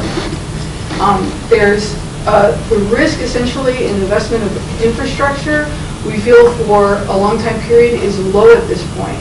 Fiber optic is Bristol and I got a chance to talk with this, is that fiber optics is an excellent choice right now. It's hard to beat the speed of light, right? So and so that we feel that an investment, one thing to understand is about telecommunications. I'm sorry. Let me just finish up and say that telecommunications, fiber optics, this type of infrastructure is going to be the medium in which not just our internet services, but our TV and our phones are going to be provided over the, in not maybe this decade, but the next decade. So the investment that we could make in simply a fiber optic network for the village is, that you get the benefit of what we have in owning our own utility poles. You could create a telecommunications marketplace where a lot of vendors, we're talking about 15 vendors, could come and supply services for the village. This would be very rich for our businesses and very rich for our citizens. Thanks, Anne. I mean, we really do owe you. I think this is something we need to talk about. We need to owe you an answer as to whether we're going to write a letter and support this, because the grant request is what, May? When's it due? May 6th. I will tell you what my initial feeling is. You guys did a great job and put a lot of work into this. I'm absolutely supportive of what you're doing. I'm not sure. I feel like this workshop and the grant request is an unnecessary step. I mean, I feel like we've got the knowledge, we've got Maveka, we've got an energized citizenry and an educated citizenry that I'm not sure why this workshop is necessary. Well, I can tell you. What CERD is going to do is it's going to connect us with nationwide leaders in the sort of thing that we're asking the question about, and they'll be able to connect us with more money to see what we can do to make this happen. Yeah, you need to be pointed to the... I'm sorry. That's all right. Yeah, the advantage of using CERD is they will pull together a collection of experts in whatever fields they've chosen, and they'll choose a handful. I think they choose 7. And those experts will be able to connect us with opportunities to get additional grant money to make our, put our strategic plan in place and to actually carry it forward. That's the advantage of doing that. Otherwise, this is just a template to get us going on this anyways. And it's not necessarily an exercise in futility, because we need to do these steps if we're going to move forward on this, regardless. Plus, I'd like to add, we're talking about information services, and it's really important to have an open discussion about what local community information services people are comfortable with. I mean, because there has been some debate about whether smart utility groups are something that the local population wants to support, because there's a lot of information about how people live and work on those networks that they don't. Sometimes people are uncomfortable about sharing them. So it's important, one, to build a case for a capital grant that the village might want to see, is that this workshop would help support that. It would help show what level of support that we have for certain things. Okay. I'm willing to support it with a letter. And, you know, the two things you're asking for is a letter and free room rental. And a person to come to the Yeah, workshop. well, you'll probably get all of it. And I would say that there are two people, and maybe Kent can facilitate this, that you guys need to talk to. The guy sitting right there, Johnny, who's our electric supervisor. I mean, we're talking about a utility, so. Right. And also, this is a billing. I mean, Melissa, get some input from Melissa also on the finance side of things. Right, most certainly. We're asking the questions, though. Is this a fit for us? That's what the workshops are here at. Okay, Exactly. Thank you so much. Thank you. I really Do appreciate you have a your time. template? Can you just write a template of a letter? Yeah. Thank you. Awesome. Great. Is council all in agreement with that? Yes. Well, Yes. Yes, and if you could then just get that to clerk@yso.com, I'll make sure that it goes where it needs to go. okay, thank you very much for your time. Absolutely. Thank you for all your work. We really appreciate this citizens initiative. It's fun, actually. Keep that Some attitude. people enjoy it. Okay, we're moving on. I just make sure there aren't any other citizens' concerns. Okay. Moving on to old business. The first item on the agenda is a discussion of water sourcing. There's a couple of pieces that were in the packet. One is my proposal that we talked about 2 meetings ago to put together a task force. The other is a summary report that John Eastman put together, and I think really the current situation we have going on with the water plant is probably more prescient than either of those. So I think that John is here, Kent is here. I don't know if Kent wants to begin the discussion about reviewing the current status of the water plant and the repair that needs to be made. Yeah, let me just talk about what's happening immediately. We began flushing hydrants a week ago and had to shut down that operation because one of the filters at the water plant failed. Now, we have 3 filters. The 3 filters collectively have a capacity of 1.7 million gallons a day. We use 300,000 to 400,000 gallons a day. So we have plenty of capacity. But the complete failure of the one filter was pretty sobering. First of all, we can replace it. We will have to replace it, but it's not going to be instantaneous. It's going to take some time and it'll cost some money.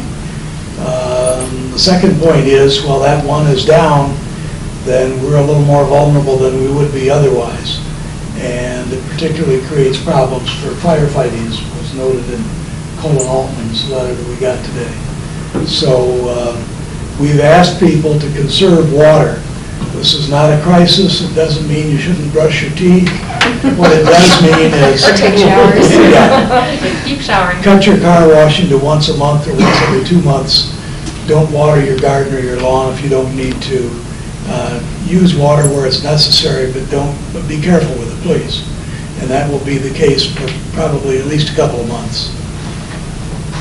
Okay. A couple months. I would say at least a 6 couple to of 8 months. weeks, right? Well, I think John may have a little bit more current information. He spoke with a rep, I think. Well, Introduce yourself, John. John Eastman, village resident and village consultant on water issues and sanitary sewer issues. The first thing that was clearly noticed was brown water. And clearly, that's been known by the community throughout. There's no mystery to that brown water. It took a while to find the source of the brown water. As we know, it came from the treatment plant, but when you have 3 operating filters, you don't immediately see what's wrong. When they ended up backwashing the filter number 3, they clearly saw that that filter was the one that was an issue. And so we now knew which filter was an issue, but not what the cause was, because until you suction out the sand that's in the filter, you can't get to where the issue is. So the sand got suctioned out Friday. So in terms of a timeline, we knew which filter it was earlier in the week, but we didn't know what had actually happened to that filter until Friday. Friday afternoon, they had the sand suctioned out. I was there. I was down in the filter. There's a particular type of what they call filter block that covers the entire floor of the filter and holds the sand up. It's got a plate, essentially a plastic plate on it that's got thousands and thousands of small holes. The holes keep the sand from going down through the filter and allow the water to go through and allow the backwash water to come up to clean the filter. 4 of those blocks had, if you think of my 4 fingers as the 4 blocks, 4 of those blocks had gone like this. And that caused the backwash water to rush out through those areas and allowed the sand to come back down through. When the filter was in normal operation, allowed the sand to come down through, and not only the sand, but all the iron that was in the sand come down through and come into the system.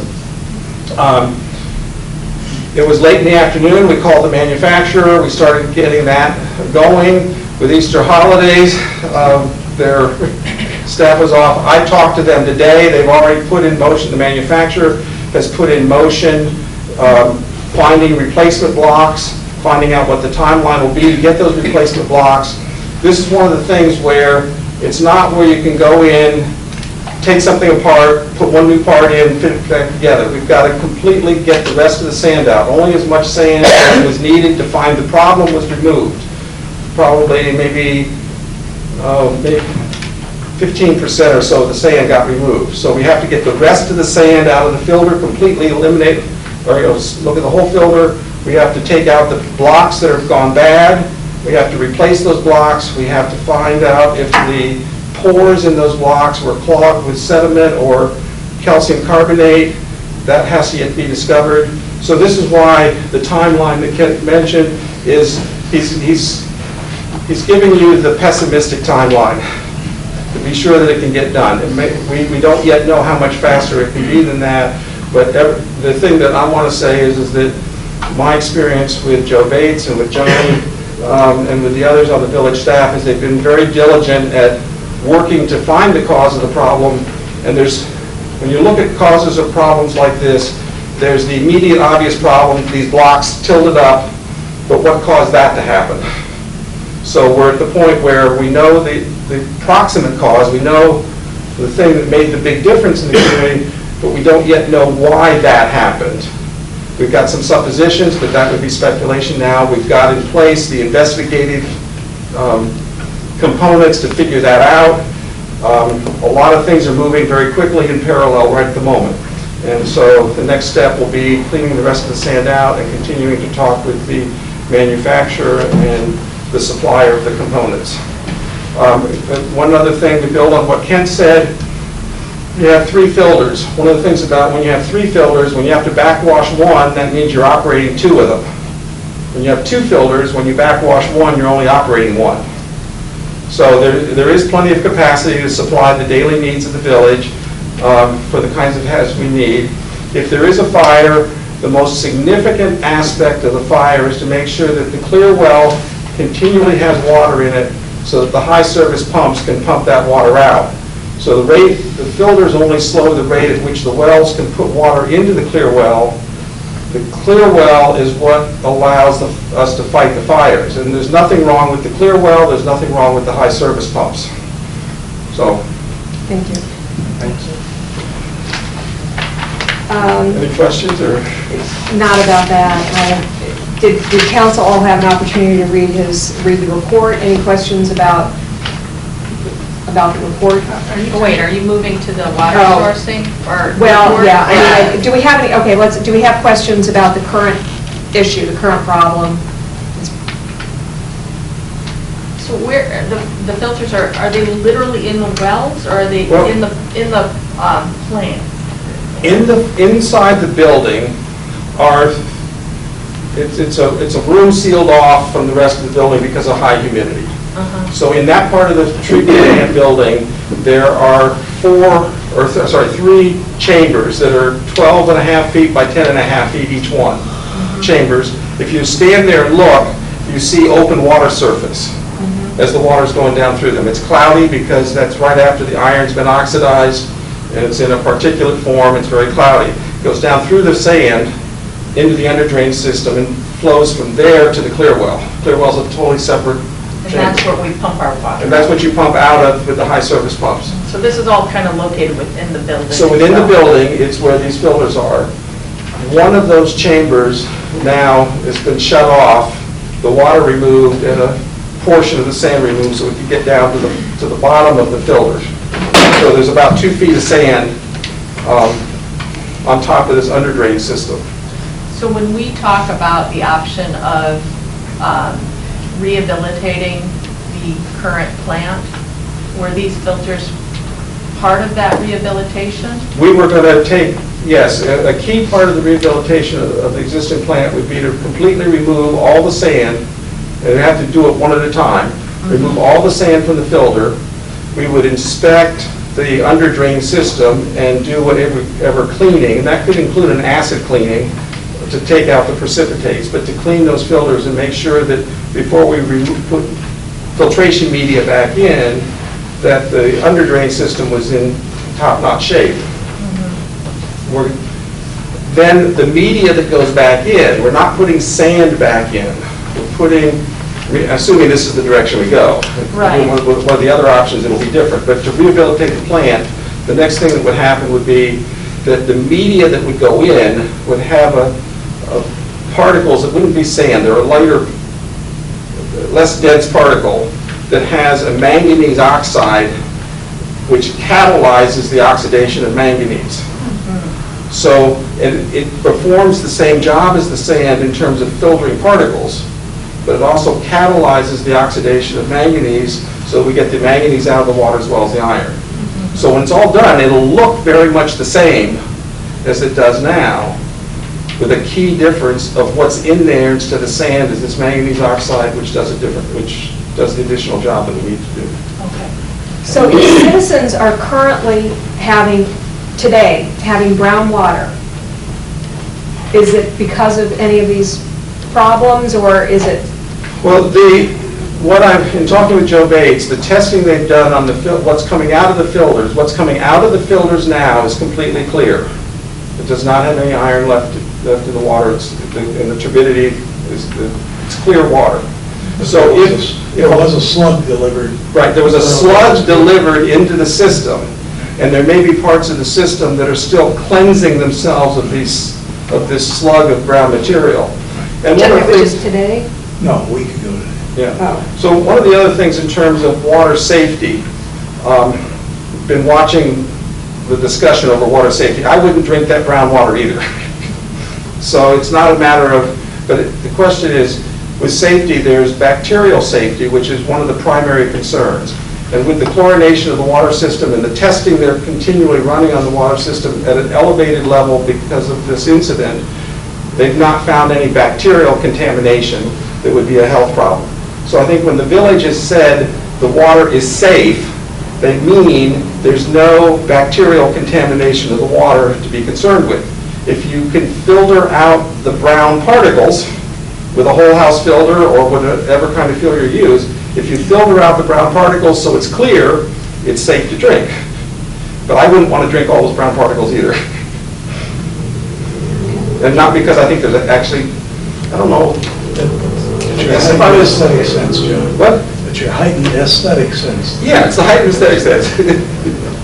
I actually might be willing as a test to try it because I'm not concerned about my health. It's like drinking an iron pill. Richard?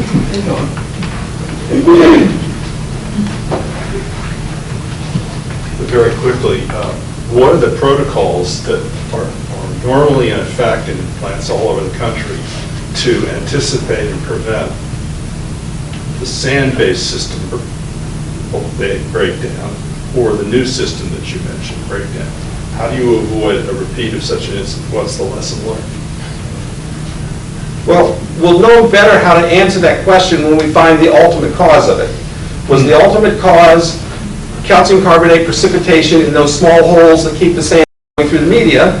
If it's calcium carbonate precipitation with our very, very hard water over those years, then one of the things may be a periodic chemical cleaning, using some mild acid to clean out the calcium carbonate.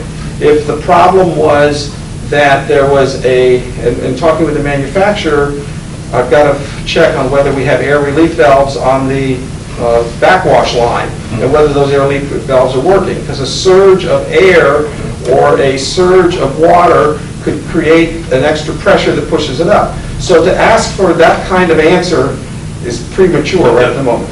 It's a desirable question to find the answer Right. to. It's a desirable question to find the answer to. Some of it may be long-term strategy of periodic cleaning. Some of it may be changes in operational procedures to make sure that we don't get surges of water that could cause high pressures.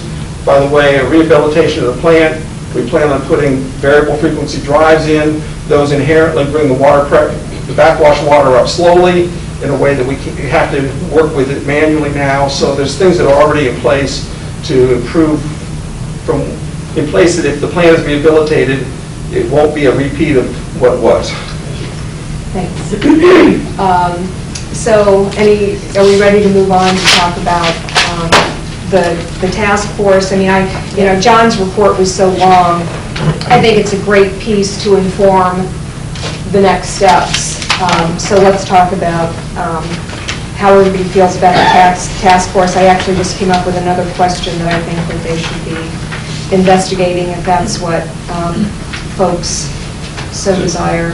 One clerical thing on the back of your task force memo, the number 8 should be dated May 18 instead of May 8. Oh, okay.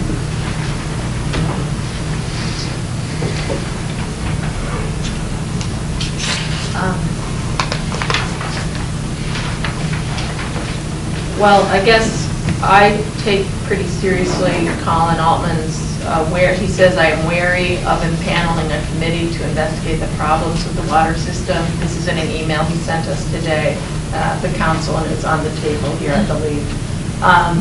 This will only delay the inevitable. The time to act is now. Actually, it was probably several years ago. We are facing very real and pressing problems that cannot wait on further deliberation. I urge council to quickly address the problem and work with the experts and their advice that you've already heard from. And so I guess what I was wondering is if we could try to do, I am worried that if there's quite a bit of kind of catch-up time to just look at all the stuff we've looked at. What I was wondering is if we could specifically invite people from the village who have expertise and give them all this information, but basically have the deliberations still occur in council. Well, and I think John's report kind of forms a great basis for that. Kent has been told by the folks in Springfield that he'll have the number, we'll have the cost per gallon revised number by the end of the week. So we'll have that to add to the discussion. Joe Bates is actually, the reason Joe isn't here is because he is at a public hearing, well, I don't know if it's a public hearing, he's at a public meeting at Wittenberg about the Tremont barrel fill to learn about that. It's an issue that is impacted, or does impact our decision on Springfield. So we're investigating, we aren't just sitting still, even though it appears that way. So yeah, I actually think that sounds like a reasonable idea. Because I saw Rick Walke was interested in this, and if we had several people, I can't remember the gentleman who spoke to us who has water engineering expertise, if we could somehow collect a packet that's got not just John's most recent report, but maybe a lot of the older materials. It's all the stuff, all yes, that stuff. Right, yeah. And sorry. Thanks, I did actually go through the packet somewhat quickly this time.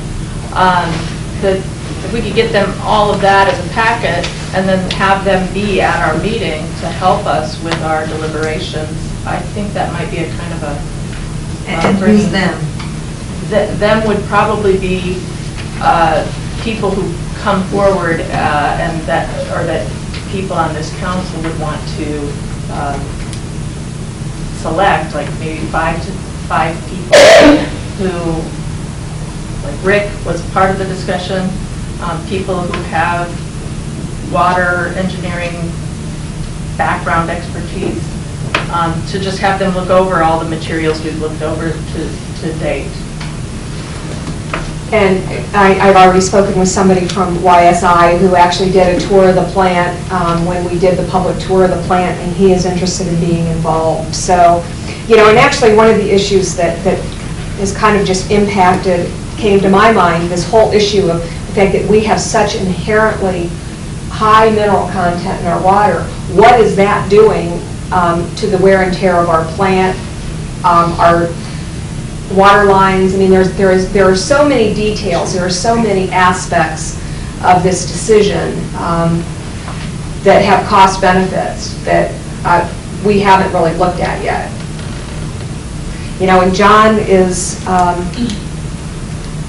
John's been a great resource throughout this discussion.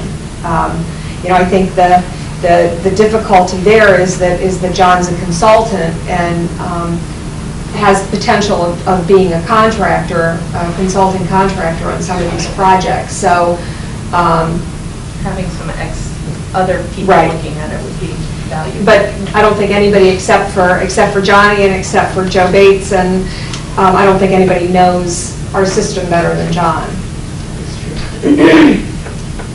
So are we talking about, we had talked about having kind of a working meeting possibly around this. Is that what you're proposing, Laura? I think that would be a really good idea. I do too. Where we set it up maybe about a month from now. And we, in the meantime, ask for, solicit and try to reach out to people in the community who could look at all this information and help us think through the decision, bring their expertise to bear.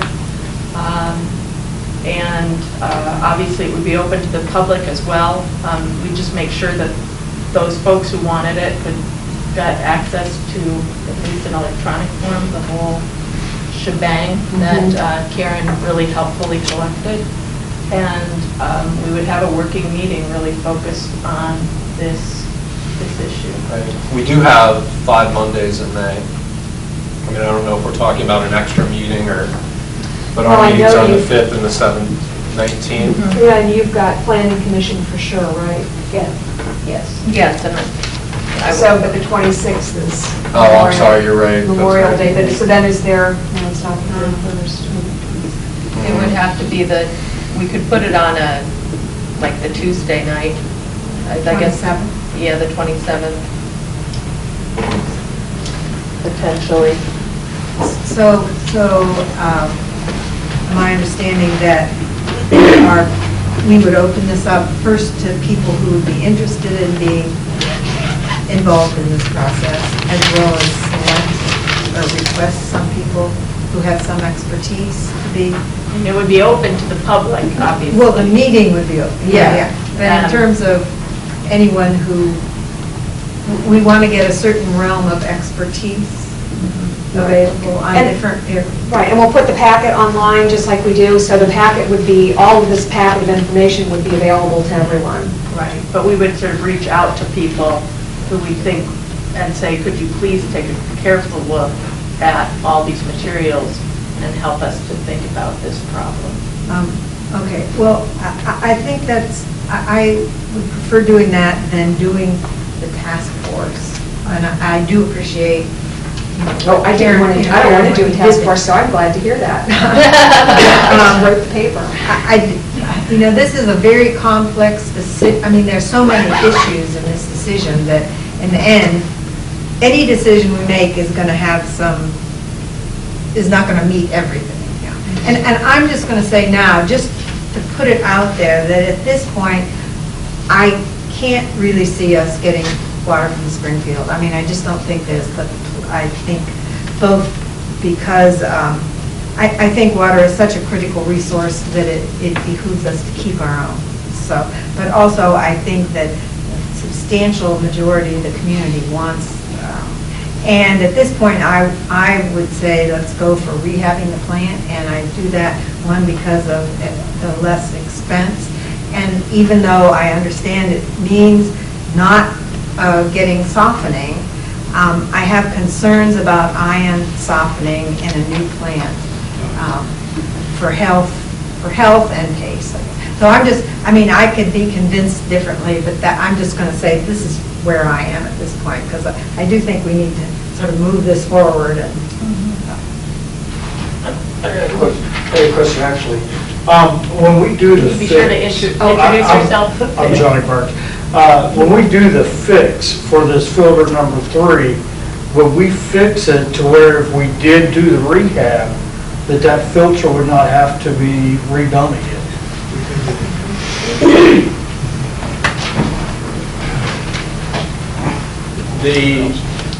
Because we pulled the sand out, the way the sand gets pulled out, you can't put the same sand back in. So we have to put a filtration media back in there.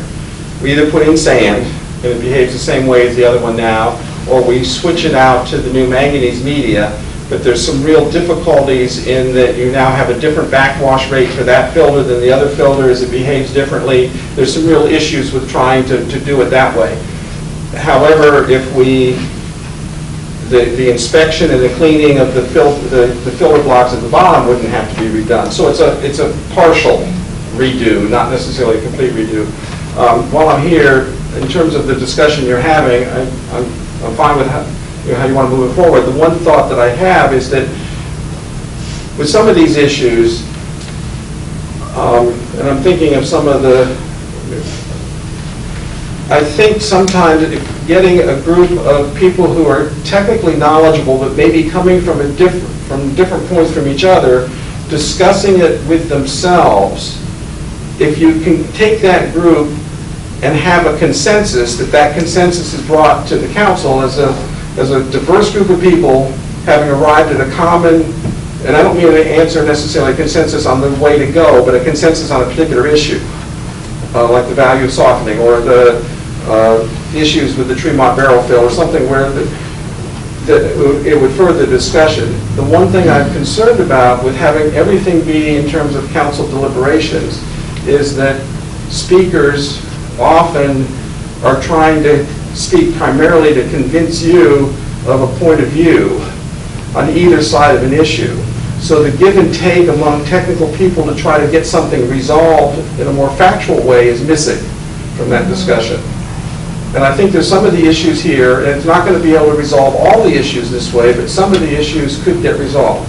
And as I've made it very clear to everyone I've talked to, and I'm going to state it publicly now, not even my family knows any personal opinion I have of which is the best way to go. I have told no one any personal opinion about which is the best alternative. So anyone that has that thought, they're making it up.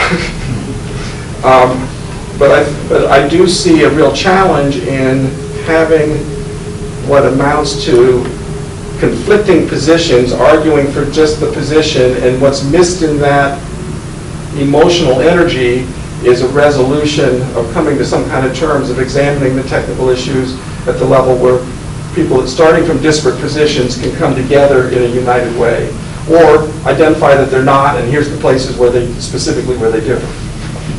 Thank you.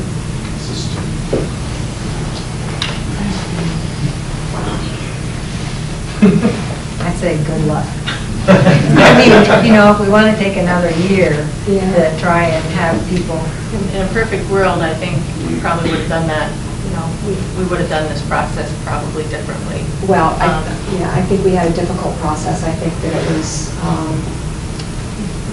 gone over 3 managers. Driven, it was being driven in a certain direction, and I think that was unfortunate.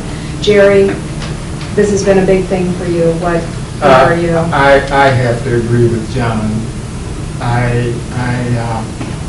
I'm sitting here trying to think how the 5 of us are going to be able to disseminate the information that we're going to get. And the salesman, I'm a salesperson on each side of the issue. And I don't think it would take a group over 30 days to, a group that really knows, that has the expertise at the level of John to go through what we have and at least be able to come back with some middle of the ground on some of the issues like soft water and some of the other issues. Rushing into a refurb that would maybe last us 25 years would just push the issue down to that next group coming out. And they would be talking about this water issue long after I'm gone. It's not an easy yes or no. I know the urgency of it, and I know we do have some concerns with our upper two filters. And so, like Mary Ann said, she'd go for refab. I say struggle with what we have while we're building a new one. So, yeah.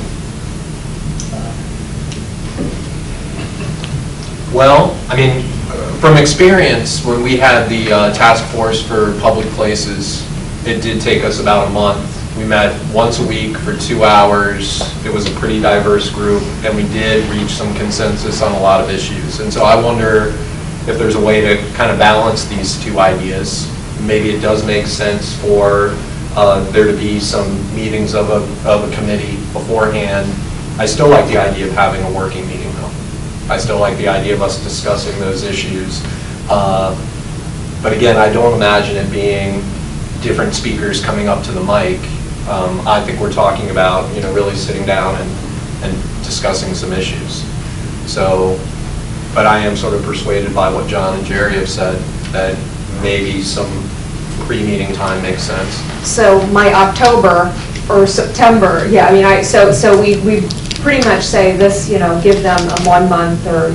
And we still target this, end of May for our working session, or, Then they would report at that working session? Or that would kind of kick off the discussion. And so that would help us form a packet. When would you date the 1 month, when you say 1 month, are you thinking 1 month from today? Or are you thinking that's the 1 month and then we So, yeah, I'm thinking. Wrapping it up in. I'm thinking get that group together by the end of the month. And then, by the end of this month, right, by the end of April. Yes. And I think that can happen, and have them report back to us by the 1st of June, and then we'll have the discussions in June and make the decision. I mean, Impaneling commission, we would almost have to have the names and approve them tonight in order to have them together by the end of the week. Is there a way for John, for this to be done off the books, and John to? John and just not have council involved? No, I say let the people, the experts do it, and then we come and we talk about it and we make our decision. I can't offer anything to them. But somebody's got to pull these people together. I mean, somebody's got to contact them. There has to be some context. If we do it, I don't know that we can work that process as our typical public process would have to go. Meeting notification. Laura's right. We have to have a resolution, seating the commission. I mean, that all we have to wait to the next meeting. So I'm thinking, is there a way to do it off the books? Is to do it as an independent group of people that got together with John as their leader to discuss. That's how the Public Places Task Force worked. And then we got a public art policy out of it.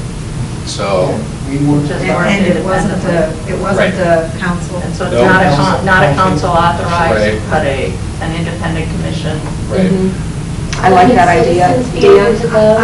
I'd like to, Just, you know, I certainly won't stand in the way of any kind of group coming together, but whatever conclusions the group comes to is going to be a product of who is in the group. And so if we get a panel of experts, we're going to get expert conclusions. And I think it's important that we have like at least citizens who have some kind of knowledge base who are interested in being involved. And then we may have very diverse views and... But that's what happens during deliberations. I was hoping to speak to a couple of the suggestions that Dan raised, and it sounds like the conversation is drifting back to a council or to a commission, whether official or not. I think you'll have more public confidence if you do as much of this in council in the open as possible, is the feeling that I get. And there is a difficulty with doing a commission, whether it's seated either through council or informally by someone like John taking this up, which is, with this process having gone on for 3 years now, so many of the local experts are already on record as having expressed preferences. If you just look at a council packet from last May, you'll find a couple of your big customers have pretty explicitly expressed their preferences about the outcome they would like to see. That makes them problematic for seating them on a commission, and particularly a commission that gets to operate outside of public view. So I guess I would discourage that, or ask council to consider doing as much of this in the open as possible. Well, if I understood everybody correctly, everything would be discussed in public sessions. Right. You know, but all I'm saying is at least have a group come together and frame some issues for me. You follow me? So when they say, well, we looked at this, this, and this, I still have to make the decision. I still have to make the decision in open session, and I got to talk about it in open session with the rest of the council members. But, you know, I'm looking at the clock right now, and we started here at 6 o'clock, okay, and it's 9:15. Can you imagine when we start talking about water? You know, and we would literally have, that would be the only topic that we talked about, and with 2 hours even give it justice. So, you know, I'm just throwing that out. Well, how about if we do make it a council group and approve it at our next council meeting on the 5th, and that doesn't really, well, we're not really moving it that much at all. I mean, it doesn't have to be the end of May. It could be the next council meeting, the June 2nd meeting. Just make the June 2nd meeting a working meeting and maybe I add do another think that what Dan said, is, you know, legislation this is such a critical issue, and what I would say is, looking at Karen's questions, it's really the middle ones that are the technical questions, starting with the second half. The ones not about the significance to the community or the importance of water softening to the community, that wouldn't be, well, or at least as I was hearing what John was saying, was you bring the technicians together to think about, to try to have some sense of, do they have consensus on infrastructure, environmental impacts of both providing and not providing water softened, and comparison of ion softened, lime softened, threat of the Tremont barrel fill, development pressures. I mean, these are mostly technical questions as opposed to community value questions. So where I would, the first question and the last question and the first part of the second question are really community value questions. Everything else, I believe, is pretty much a technical question.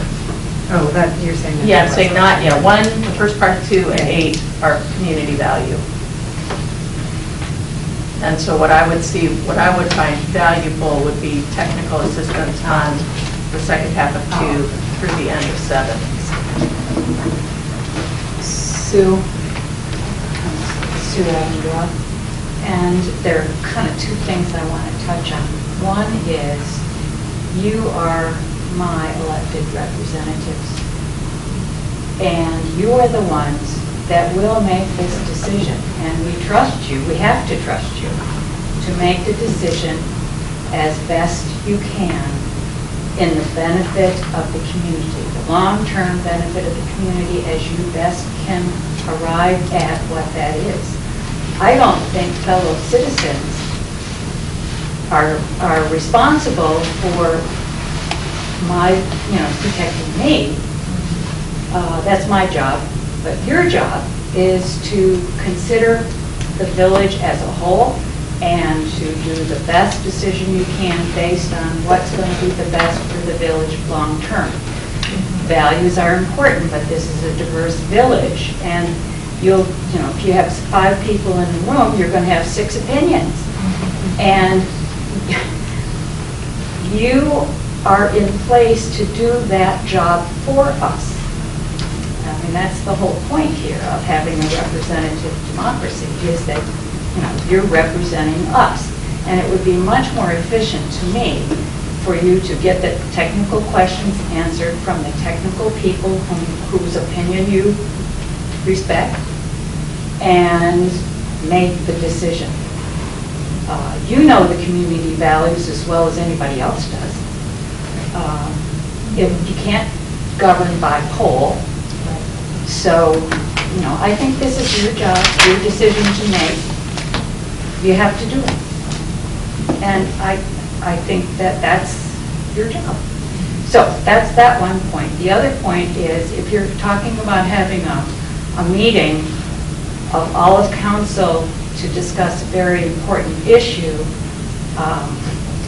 my task for the subgroup for the village manager search was to provide a venue for a forum for the selected candidates to come to town and meet with you, meet with the village, and so forth. And that seems to be likely to happen at the same time you're talking about having this working session. So, exactly.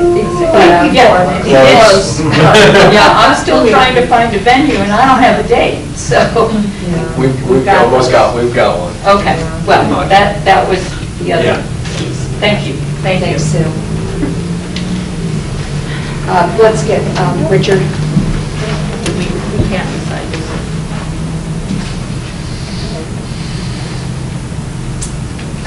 Richard Lapese, I pretty much agree with most of, all of what Sue Avadrop just said.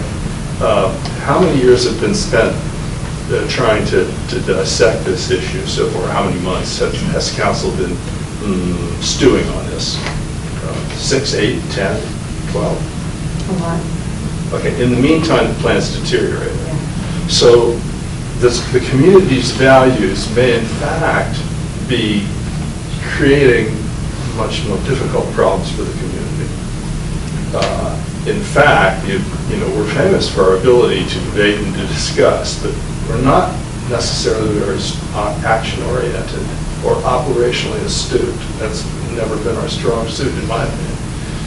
I really think that the idea, I thought Lori said it very wisely, to segregate the values issues from the technical issues, get a distillation of the technical issues in front of you, and then add on top of that the interpretations for values or ideology or whatever you want to call it. And why not? You're never going to get a large group of people, most of whom are poorly educated on this arcane subject, to have a debate in less than, more than 2 hours, maybe 2 days. So why would you do that? What would the benefit be? Only slowing down the process further while the plant continues to deteriorate and the situation becomes so acute that you're forced to make a bad decision. I wouldn't do that. Avoid it. Thanks, Richard. Yeah, Actually, I'll also put my cards on the table. I'm pretty much with, I also don't think, I think Springfield is almost off the table for me because of the issues. Just don't think we're going to go there. I think we're either going to rehab or we're going to build a new plant. And so I'm most interested in these questions that would be about the new plant, would be about the water sourcing from here. So I'll just say that that's where I am right now. I'm satisfied with doing that. I feel the same way. Right. So that means 5 of us are sitting here saying right now that we'll take Springfield off the table. Oh, are we? Yeah. Okay. How are you with that? Yes. Wow, we made a decision.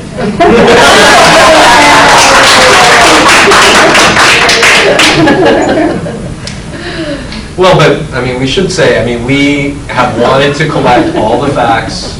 I mean, we have, part of the delay, has been waiting for reports to come in. And so, and I do think that's important as well, but yeah. So the main questions are about, for me, the infrastructure, environmental impacts of the softened water issue. Because I know that there are businesses in town that have real concerns and others about just the impacts of that on our whole system. The number 7 question.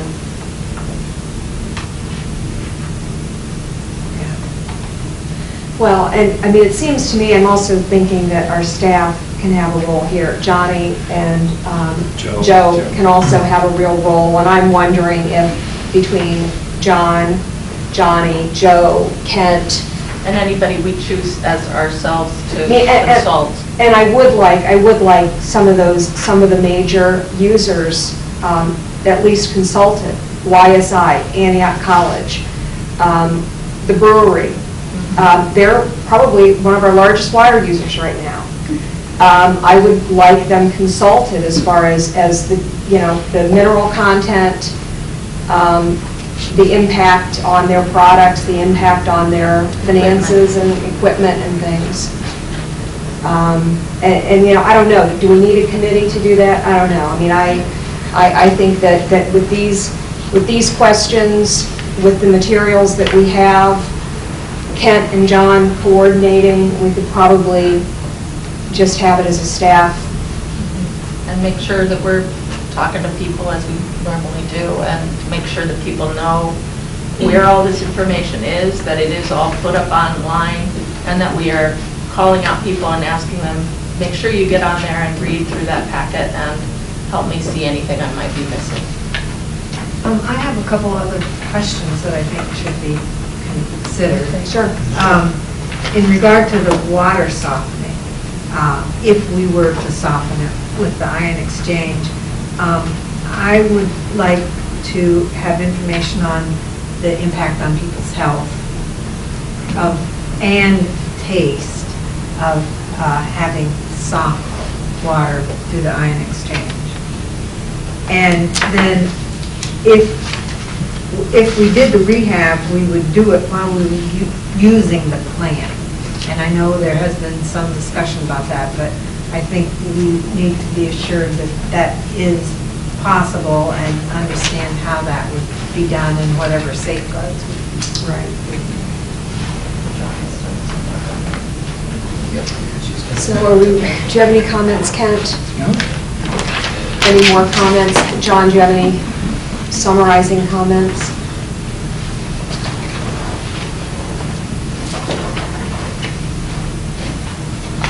I think some of the issues, like what Mary Ann just brought up with the health and taste issues of ion exchange softening, that's definitely outside my area of expertise. So I welcome other kinds of input on that. I do think it's important to get the input of some of the major water users so that you have that information. The other thing is that to whatever extent there is any informal group, if I'm involved with it, I want people to be aware that I value and want people from diverse backgrounds And I want there to be an honest exchange, and that it's a sorting through to getting to, because I think there's a real value that when people from a divergent point of view get together and reach a common thing, that's very powerful. If it doesn't, it doesn't, and you can then clearly state what you have agreed to and what you haven't agreed to. But there's a clarifying process when people come together that are different views. So I don't want to have it be just other people like me getting together. So I think, if we're going to take, if you're saying, but I heard two things. I heard right now that everyone is tending towards saying Springfield's off the table. In the background, I'm hearing that partly as a response to political things and the value of local control, which is an important value. But it also means that if you take, it does make reaching a lot of the decisions about new plant versus rehab a lot easier. So that makes it easier. But you have now essentially effectively ended the discussion about whether Springfield would be a better option. And the last thing I'll say is, from what I've looked at so far, my real sense is that Yellow Springs doesn't have a bad option. It may have a best option that hasn't been determined, but whichever option is selected, you'll have a safe, reliable source of water that'll be adequate for the community's needs. And in that sense, I don't think there's a bad option. And what you're looking for is what's the best, and I think that's enough for me. So maybe what we do is we ask staff to get together with John, maybe flesh out and add some of our questions, take out the issue, take Springfield out of the equation in this latest report, and then flesh out some of the additional questions that we've asked that are part of this that don't have anything to do with Springfield, and then address. Now, the health question, obviously, our staff is not going to be able to address the health question. Find independent people in the community. I mean, what I'm thinking of is there are resources available to us. I don't know if we belong to the American Water Works Association, but there is a professional group that deals with issues like this all the time. Okay. And I look to them for what they have in the way of advice. Okay. That's great. Well, thank you all. Okay. Next on... Could we just, would we just go over again what's happening? Kent and John are going to get together and... With the rest of, with Johnny and Joe. Joe and Okay. major users. And major users. And we also had Rick Falky, who had done a lot of the touring and so forth. I think he... Yeah, I mean, I don't see that as necessarily a committee. What I see is having conversations with the major users. We probably urge them to, ideally, if they can, obviously speak to us would be fine, but if they're willing to sort of tell us their thoughts in writing, I always find that more helpful. And if, so, just ask them either by the May 5th meeting or at the very latest, the May whatever meeting after that, if they could come back to us with a revised report with those questions answered, and then maybe we do talk about doing a special, I still think we're going to need a focused work session meeting. Maybe until we get our schedule on the village manager hiring, till we get those forums set up, maybe we need to hold off on committing to a date for this. But I feel better about where this is going than I felt in a long time, so.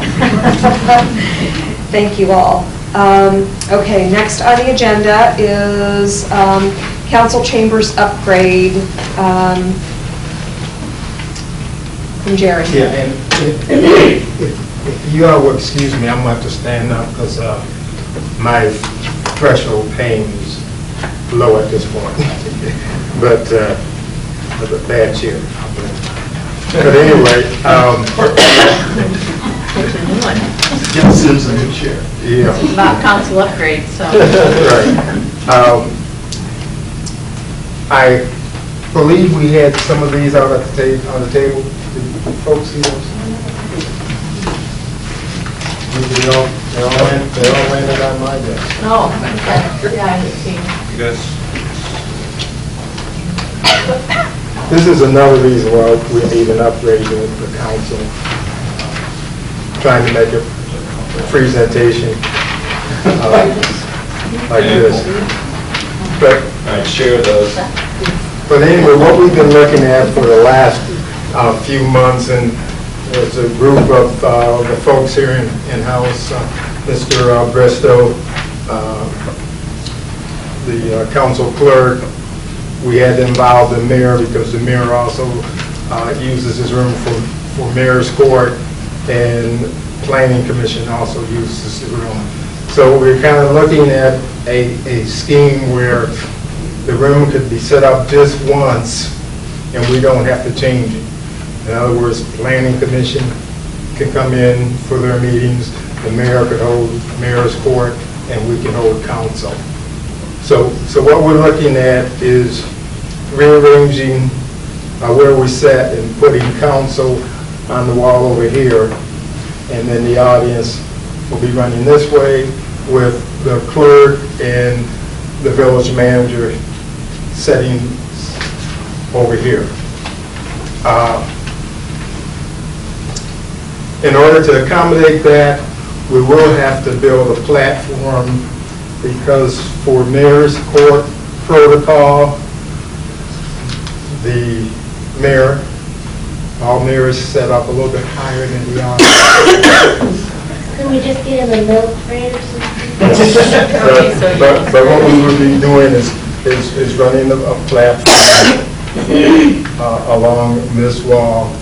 We would eliminate the big, huge mayor's platform, which they roll it in and they set it up and so forth. That would be eliminated, and the mayor would just have a higher chair on this platform. We looked at whether to use a projector and the screen that we have, or go with TV monitors. From a cost standpoint, it's going to be much cheaper to mount 70-inch TV screens versus trying to get a projector. The cost that I checked on, and I checked with, they just put a projector in the library, and they also put projectors in a lot of rooms at Antioch, and you're talking 10,000 plus to put the projector and so forth. With the TV monitors, and I talked with Thor. Right, Thor Sage. And he said they will work adequately for this room. The big decision is to mount them correctly so all vantage points can see.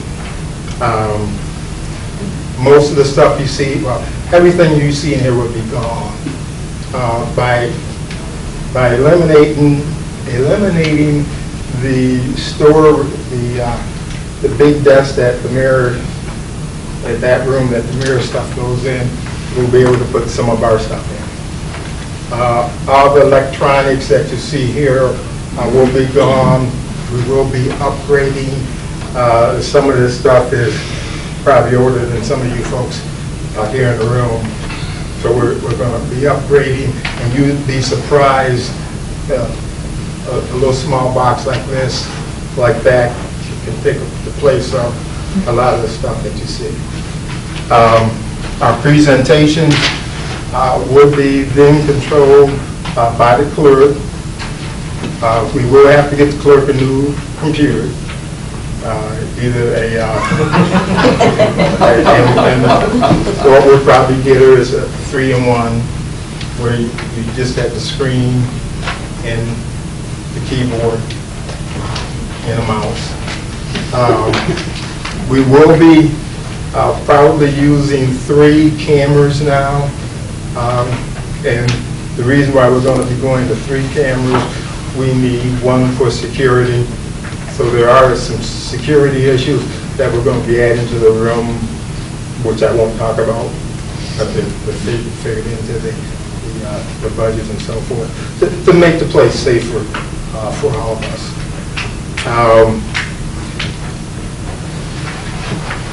When dealing with technology, you always have that fear you're going to lose your stuff. I had that fear at 5 o'clock when I took my computer on to get all the stuff I did, and I couldn't find it. And I still can't find it, but I remember the numbers. And we're also talking about a new sound system. I had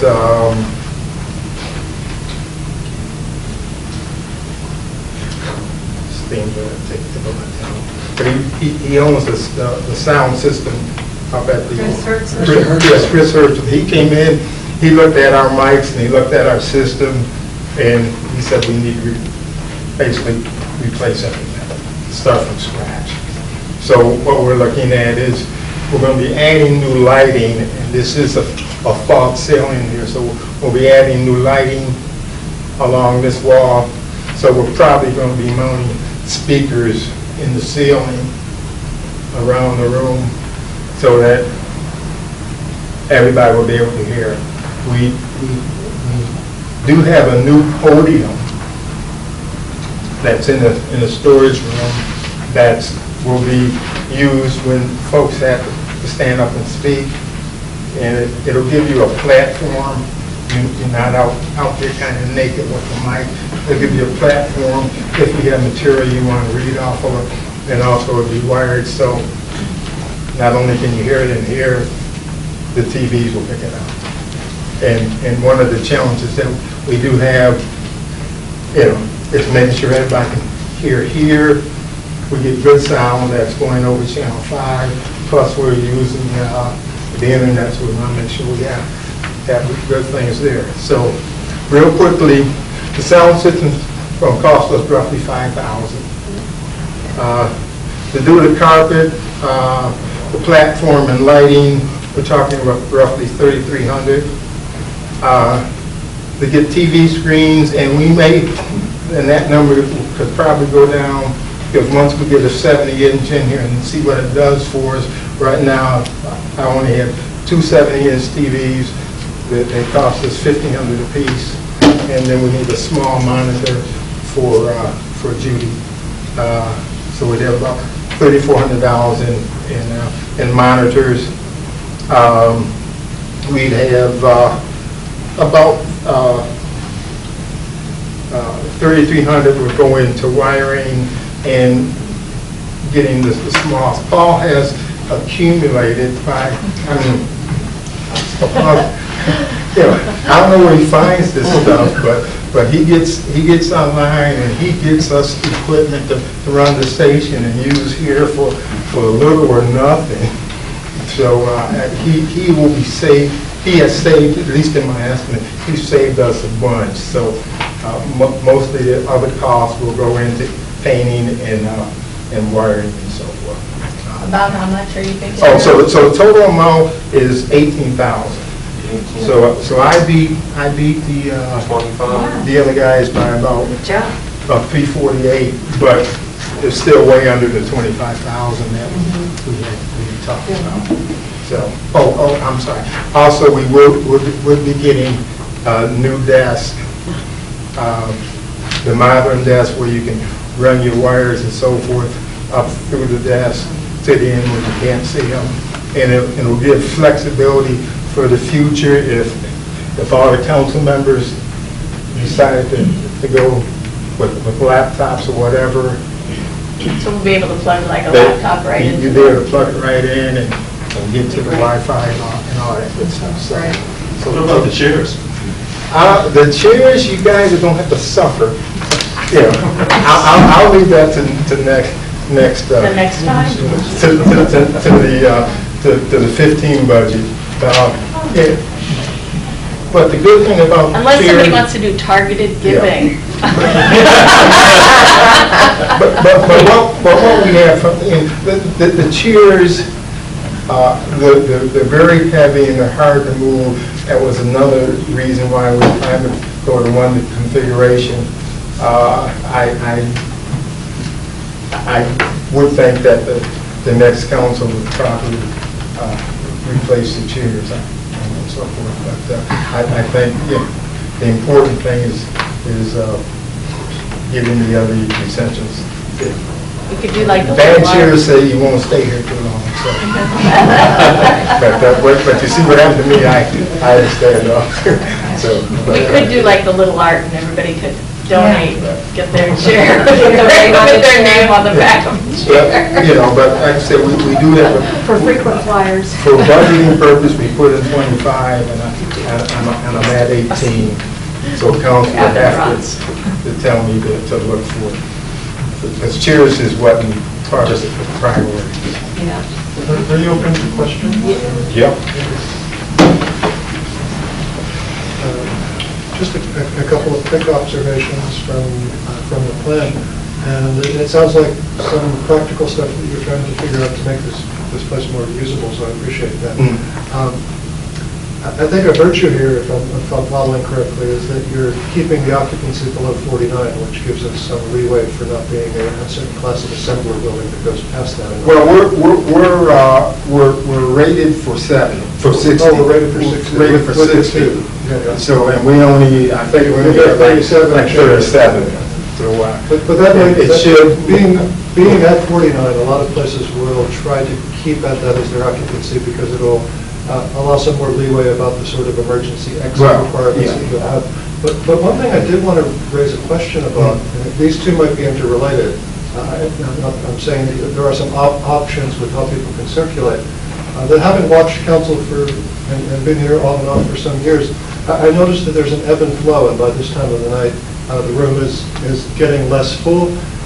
People come and go. Sometimes people burst into the room as issues come up that they're interested in.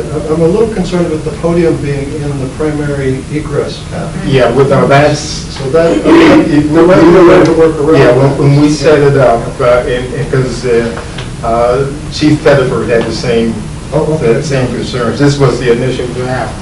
Since I couldn't get to the computer, I couldn't get the better one. The other thing that we are looking at is we're going to be using carpet tiles versus road carpet, and as we do that, we also will be laying out with different color tiles, egress, and some order that way. So there'll be some order there. So. Okay. But this is the working draft. Yeah, you're right.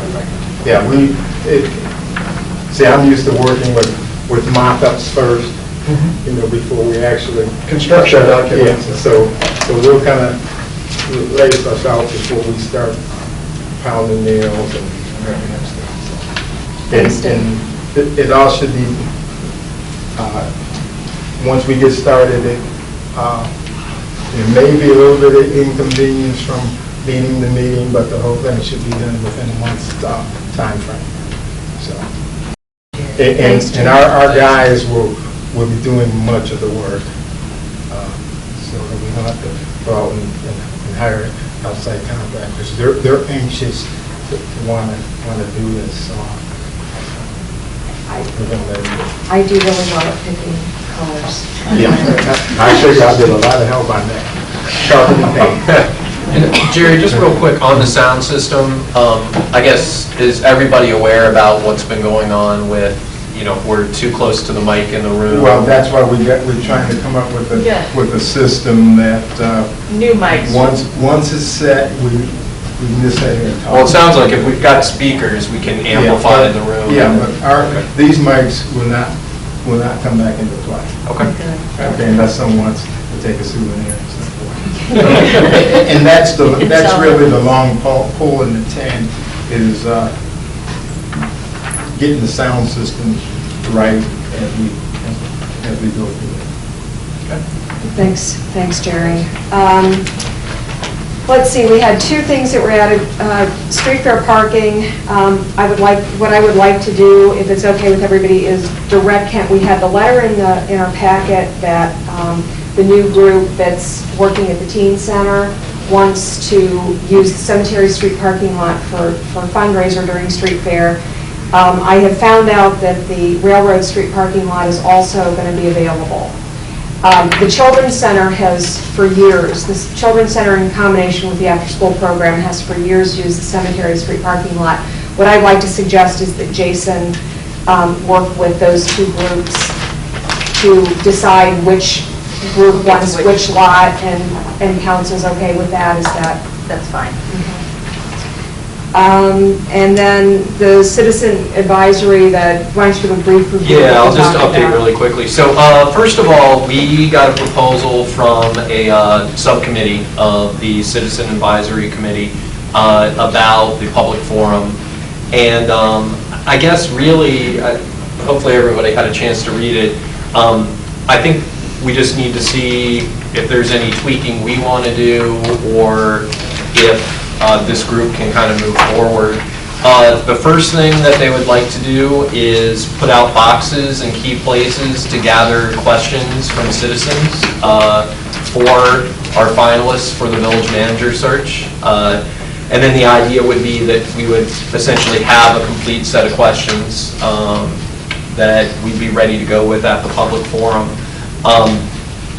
We will try to leave some time for additional questions, but there's also a informal gathering afterwards that's being proposed so that anybody can ask someone a question face to face. So I guess personally, I think it looks really good. We also met the committee as a whole to discuss some of the details, and again, I think what they're looking for is to see if it looks okay to us, and then to kind of get started with that process. So I think it looks good. And the one thing I would say that as far as events around this, I think we should try to keep them here as much as possible.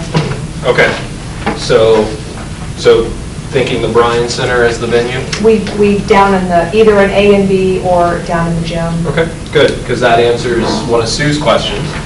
And then the only other question was who the moderator would be. So I don't know if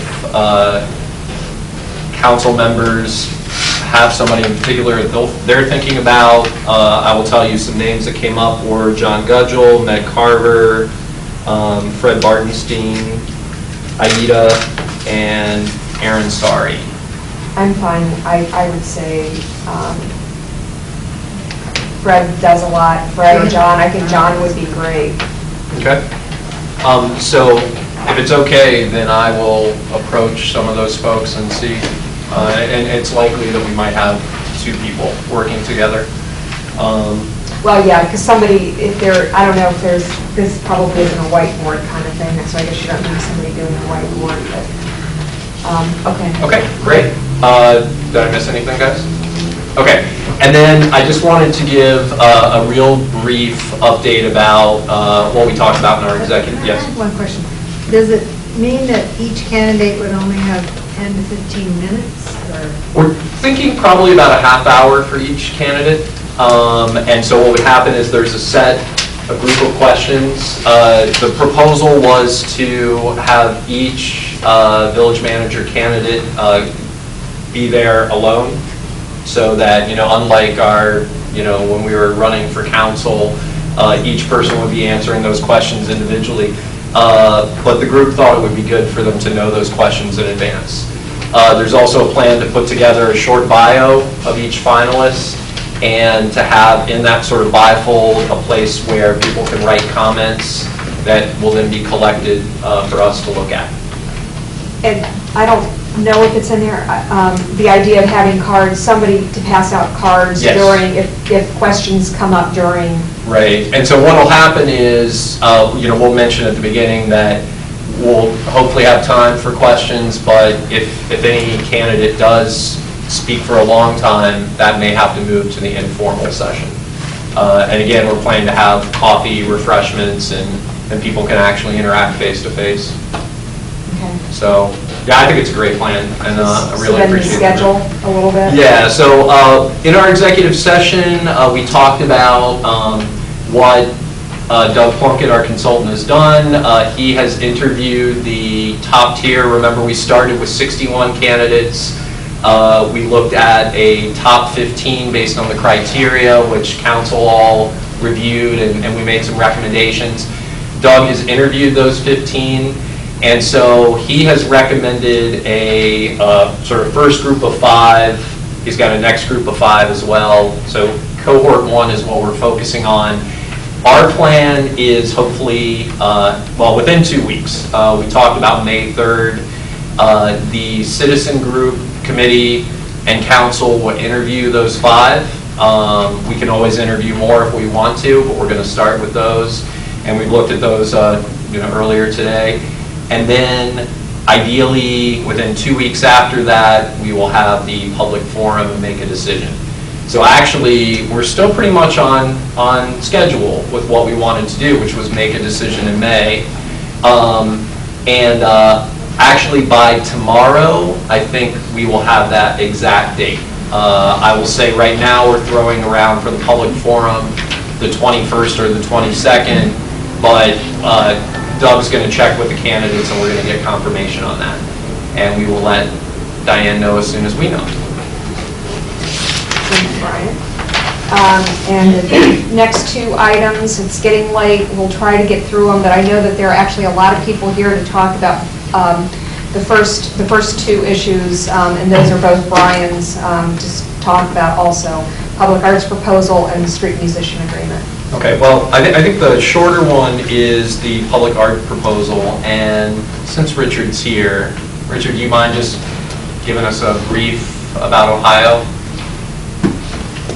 So the proposal, as Richard's walking up, is that Richard Lapizes and Maureen Lynch would like to donate a really nice sculpture to the schools. And the proposed place is to be in front of the YS Schools Admin Building on Walnut and Short. That is village property, but we don't maintain it. So I think that's one thing to keep in mind, is that the schools will be maintaining. Richard and Maureen are going to take care of any installation. And we've got pictures of it. It looks really cool. Richard? Okay, very briefly. This is a steel structure. It's has 5 components. Each component, without being lengthy, has its own little sections. And the componentry represents the foliage of the Midwest. And there are 2 components that are of adults, one of adults and one of children. Okay, and it's steel, and it's meant to rust. And it can be moved about, but once we find a place that it seems happiest, we'll probably see that it doesn't move again. No foundation is required. It's a very simple installation. It's a very unpretentious thing. And it's called Ohio. It was done by a person we commissioned who happens to live in Texas. Long story there, but no need. And, I think it's very accessible. There's nothing arcane about it. It's just about being a village of people. And it seemed to us that the corner of Short and Walnut was an ideal location. And it rides along with the whole idea of putting together a sculpture trail which enhances Yellow Springs for all of us and as a destination for our visitors. Thank you. Thanks, Richard. Is it weathering steel, Richard? Is it weathering steel? No, it's not Corten. It's steel. It's mild steel. Okay. And I might add that in that sense, it has very little value. Its materiality is not very valuable, so it's good. Nobody's going to walk away with it. Now, see, I was waiting for your wine crate description of how it fits together. That's my favorite. So, you could address it. I do think that we need to have probably Jason and Kent take a look at the location and the installation. I mean, even if we aren't installing it, and it's still our property, so we need to make sure that it meets their approval. Yeah, and actually, Jason was at that meeting and is planning to walk around and figure it out. I mean, really, right now, since the trees were taken down, it could go anywhere and look great. How tall is it? 4 feet. The highest piece is 63 inches, I believe. It's not real long. So not probably, you just want to check for sight lines, obviously. Yeah. And then Richard also recommended that we could just use a, I don't know what you call it, but where like you can hook dog leashes to, an auger to hold it down. So it doesn't need a platform or anything. I mean, that's making sure it stays upright is my biggest concern. Right. It's not. Not a problem. Okay, thank you. Great, thanks. And I see a lot of see a musician, and I see a lot of downtown merchant folks. Yeah. So I have a feeling I know what they're here for. Yes, and I'll just sort of give a brief, we talked about this at the Public Art Commission. There was a petition that was brought to our last meeting about passing an ordinance to ban amplified music downtown. I thought the group came up with some really creative ideas, and in our packet I included, Portland has a street musician agreement. New Orleans has one of these as well, a lot of musical, artistic towns, and it avoids a lot, well, it's self-policing, it's very respectful to all stakeholders involved, and it involves simple things like rotating your spot every hour, distances between musicians, business owners not interrupting musicians right in the middle of the song, but talking to them after. Yeah, John Fleming actually found this, and I thought it was a good model for us to look at. The other proposal then was that we could possibly talk to village mediation about bringing the stakeholders together to have a discussion and put together a Yellow Springs busking agreement, basically an MOU, a memorandum of understanding. So I really like this kind of route, and I'd like to hear what other people have to say, but that's some of the background. I think ultimately it has to be understood that the only real teeth this has is if law enforcement gets called. The only people that can enforce this is law enforcement, other than a gentleman, an agreement of people agreeing to be kind to each other. Yes. So I think you need to have some discussion with the PD to find out how they are dealing with it now. I think that there may have been a call this weekend to find out how they're dealing with it, what their thoughts are about how they will interact and their role in this. Sure. And I think they should be part of that. And probably to pass it by legal counsel. If we're talking about law, Well, it's more of an agreement than a law. But Right. Well, and hopefully, I mean, I thought the suggestion of, village mediating and a discussion sounded really good. I mean, I'd like for those involved to be part of that discussion and, put together something that's workable for everybody in our village. So anyway, but I want the people that are here to speak to have time, so.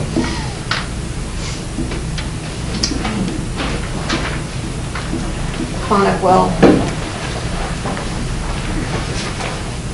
What's up, y'all? My name is Will Cook. I wanted to check the, hey! Yeah, I might need a sound system. I'm a street musician. I had put together some questions that I think we need to think about and whatnot. First of all, I'd like to thank the village and thank all the villagers that come by and have listened to me and, tolerated me if you don't like it or whatever. But anyway, I think that the street performers are very valuable to the town and to the tourism and to the flavor and environment image that Yellow Springs tries to put out there. Also, it's also very valuable to me to be able to play here. So I got to thinking, what is really the issue here? Okay. Is it amplification? Is it playing in front of certain businesses? Who's complaining? And I'd like to say that I've never had a complaint, but I had one on Friday. Within 3 years, I had one. Tom brought me a letter out from a lady that said that she was having a difficulty enjoying her coffee because of the bearded guy with the guitar. So, but anyway, so I got to looking at this agreement. That's the first thing I've seen of that. I don't think that agreement, any of that, solves any of the problems that anybody's had. I don't think that it's, the whole moving around, shuffling thing, that really doesn't solve any problems. In Yellow Springs, we've got, I counted them up, we've got 1, 2, 3, 4, 5 and a possible street musicians. So if you were bidding, we're not Metropolis, we're not Portland, we're not New York City, we're not playing the subway. So I got to thinking about the amplification. Okay, how much difference does that make? For me personally, the other day, when Tom came out and showed me this letter from this lady, you know, he was like, well, if you turn the amp down, it doesn't bother me. So, okay, that's no problem. You know, if he doesn't want me to use the amp there, and that's what I have to do to play there, then fine, you know. I've had one complaint and had a whole bunch of support, but, you know, I understand. Then I also got thinking about, well, who actually owns the property of the sidewalk? Is it the village? Is it Tom's? Is it, you know, in front of the record shop? Is it in front of the credit union? Who maintains and who has jurisdiction over that? And then finally, I guess, you know, I'm pretty much against regulating this. I know that there's a lot of people that have a problem with, you know, a couple musicians, a couple amplifiers, I don't know if it's amplifiers or if it's, you know, if it's whatever, just having beef with the different business owners or whatever. I found a way to work my problem out with Tom. So, you know, I don't know. But I'm against regulation. I think that having schedules or, you know, this proposed agreement of moving and shuffling around, like, you know, who's going to enforce that? Are the police really going to be like, hey, you've been here for an hour, you need to move down, and what are you going to move 50 feet? You know, we got one block in town. So, I don't know. I think that it's a lot more hassle than it's worth. I think that a couple people that put out their complaints, and I understand, like, Rob, like, I understand you're out there working, you've got a business, you're trying to do your thing, you know, you two down there, and you know, and I get it, you know, and it's like, if what I'm doing is bothering your business, take it up with me, you know what I mean? And I don't think there needs to be regulation. So, anyway, that's my time. Thank y'all. Thank you, Will. Very much. So. Bettina? Hi, I'm Bettina Solsmer, well-known fact that I'm also a street musician. And as far as amplification, just a point for, in my case, I play the auto harp and I sing and I don't have a loud voice. And so I would probably use an amp.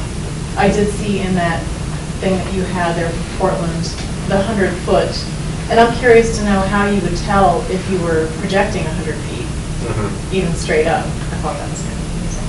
But my question that I wanted to pose to the committee, didn't have a chance to, regarding the stage outside of the YSAC and the amplification there, does that count as town? And also another question was, say, Spirited Goat. Sometimes they have amplification that will blow you down when you're standing outside. Does that count? Because it's usually after business hours anyway.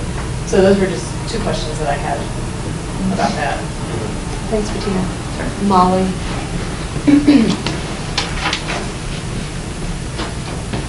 Hi, my name is Molly Lundy, and I am a store owner in downtown Yellow Springs, a Sunday import. And I too question the ability to regulate the situation, and I would love for us to come to a solution to mediate this in a way that would still encourage and promote artists to come and perform. I feel like I love that bouncy feel when you get in a car and you walk into Tom's and you hear someone performing, and I don't want to eliminate that. But I also, as a store owner, put a lot of investment into creating a scene when people come into my store. And sometimes that scene involves opening up the doors for the fresh air to come through, and it does get old to hear some music after, you know, an hour, 2 hours, but we're having musicians who are staying in one spot, playing repetitively the same music with the amplification is amplification of the instrumental music, music that you would hear maybe in an elevator or while you're waiting on hold, that they're playing to for 5 or 6 hours. This is going to rub on the mental states of all the people who are trying to create this lovely downtown scene. Mine, my husband, and many other merchants in town. And I think that this is something that has been vocalized and addressed to the musicians, and other than going out with little, my idea was to go with little protest signs so that people understand as they walk by and they hear the lovely music for that 5-minute snippet that that we are actually listening to it for 5 hours. And so maybe that would discourage them from staying in one place. But I do hope to come to some solution and for this conversation to be continued. Thanks, Molly. Anyone else? Kara? I'm Kara Lugo. I am owner of Iona Boutique, and I'm right in front of the Sound Imports. And I am in the exact place with Molly on that. I don't want to discourage anything as far as the artistic expression from musicians, but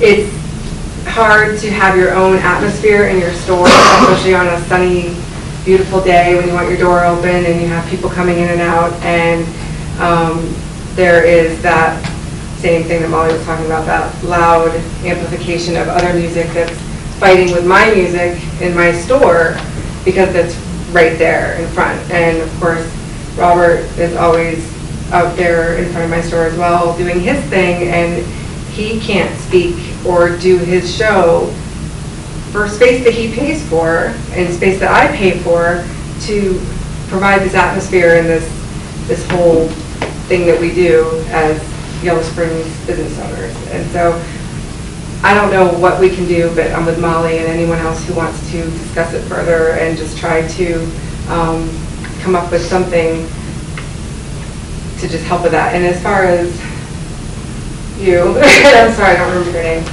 Will. I've seen you play at Tom's, and I think you're fine. And I've never heard you down the street. You know what I mean? So where you are and doing your thing, I think is great. But when you're, you know what I mean? Like the whole 100 feet thing. These people aren't playing to just here. They're playing to the entire Xenia Avenue. You know what I'm saying? And so that's the problem that I have. It's conflicting with all this other stuff, and it makes it it just takes the vibe, makes it a different vibe that I'm not comfortable with.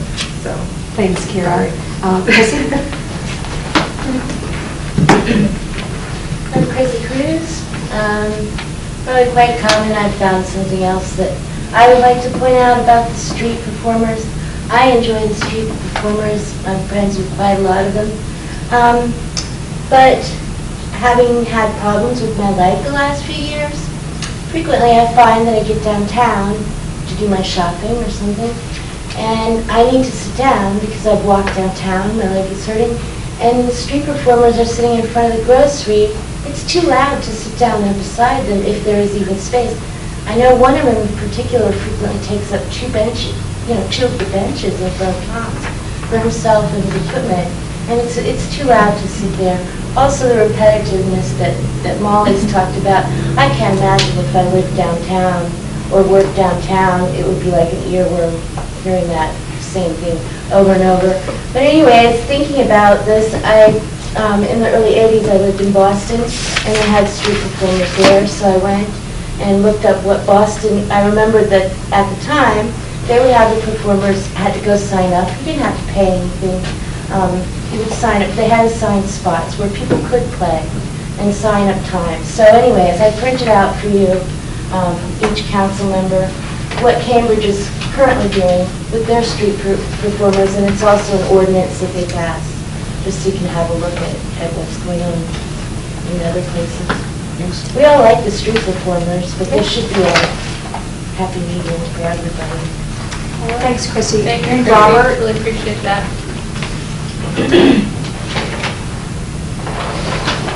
My name's Robert Paschel, and I sell T-shirts in Kings Yard, and I've come up with a new T-shirt. I survived a Yellow Springs council meeting. Yeah, we need millions and counting. Big seller. I too definitely, I love performance, and I don't feel comfortable limiting expression. And yet, the sound level can be such that I cannot conduct my business. It varies. Sometimes the sound level is low, and I can I also perform poetry out there.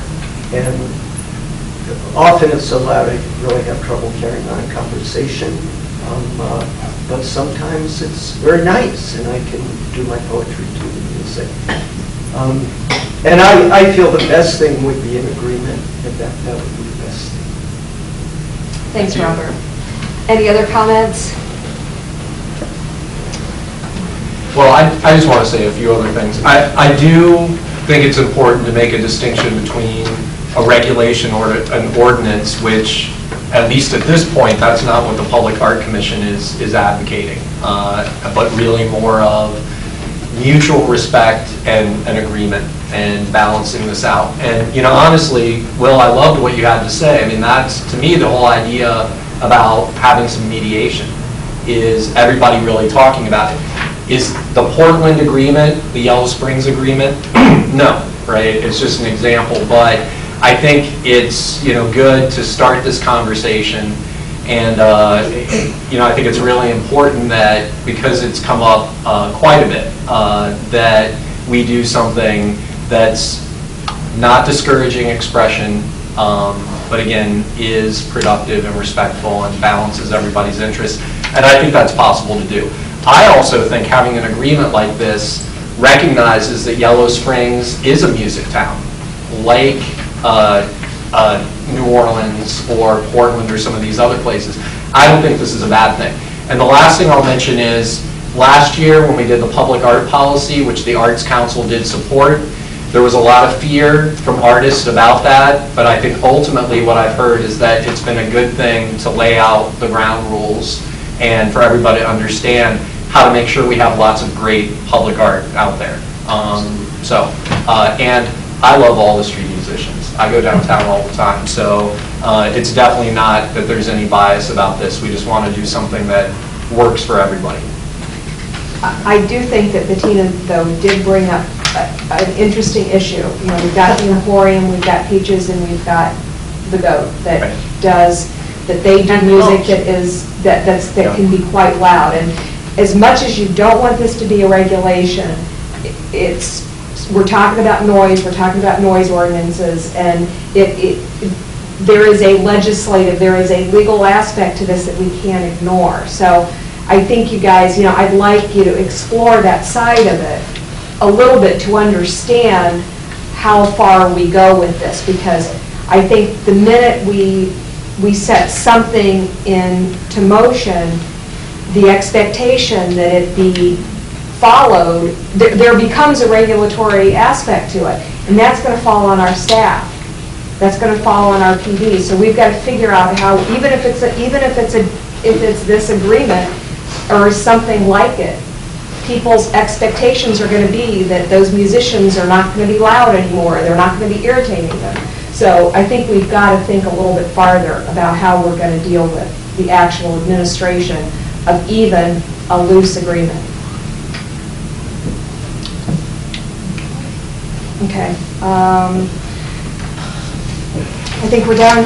Oh gosh, we got so many reports. Letter. And letter report. Do we need to talk about that? Or I mean, did you guys look at it? We're going to have to pay more in interest charges. Yeah, no, I think we should just send a letter. Send a letter. Thank you. Thank you all for coming. Again, we have to keep the door open while we're at a public meeting, so if you can be quiet and not amplify your music as you're going on. Kent, your report. There's nothing in it that we don't know. Okay. Clerk? Just that I'll be out Wednesday, Thursday at clerk camp. That's about it. Okay. Standing reports?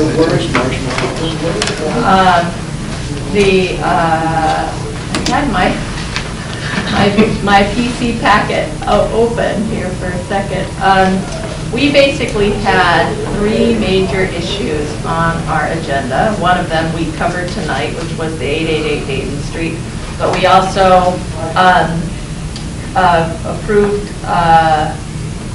platting for the preliminary plat for the Center for Business and Education.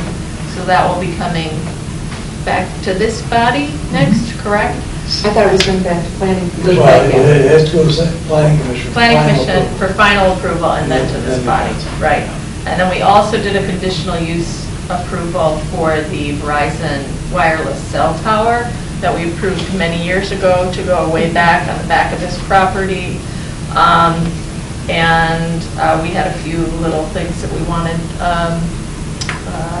Kent and staff to look into, but those are moving forward.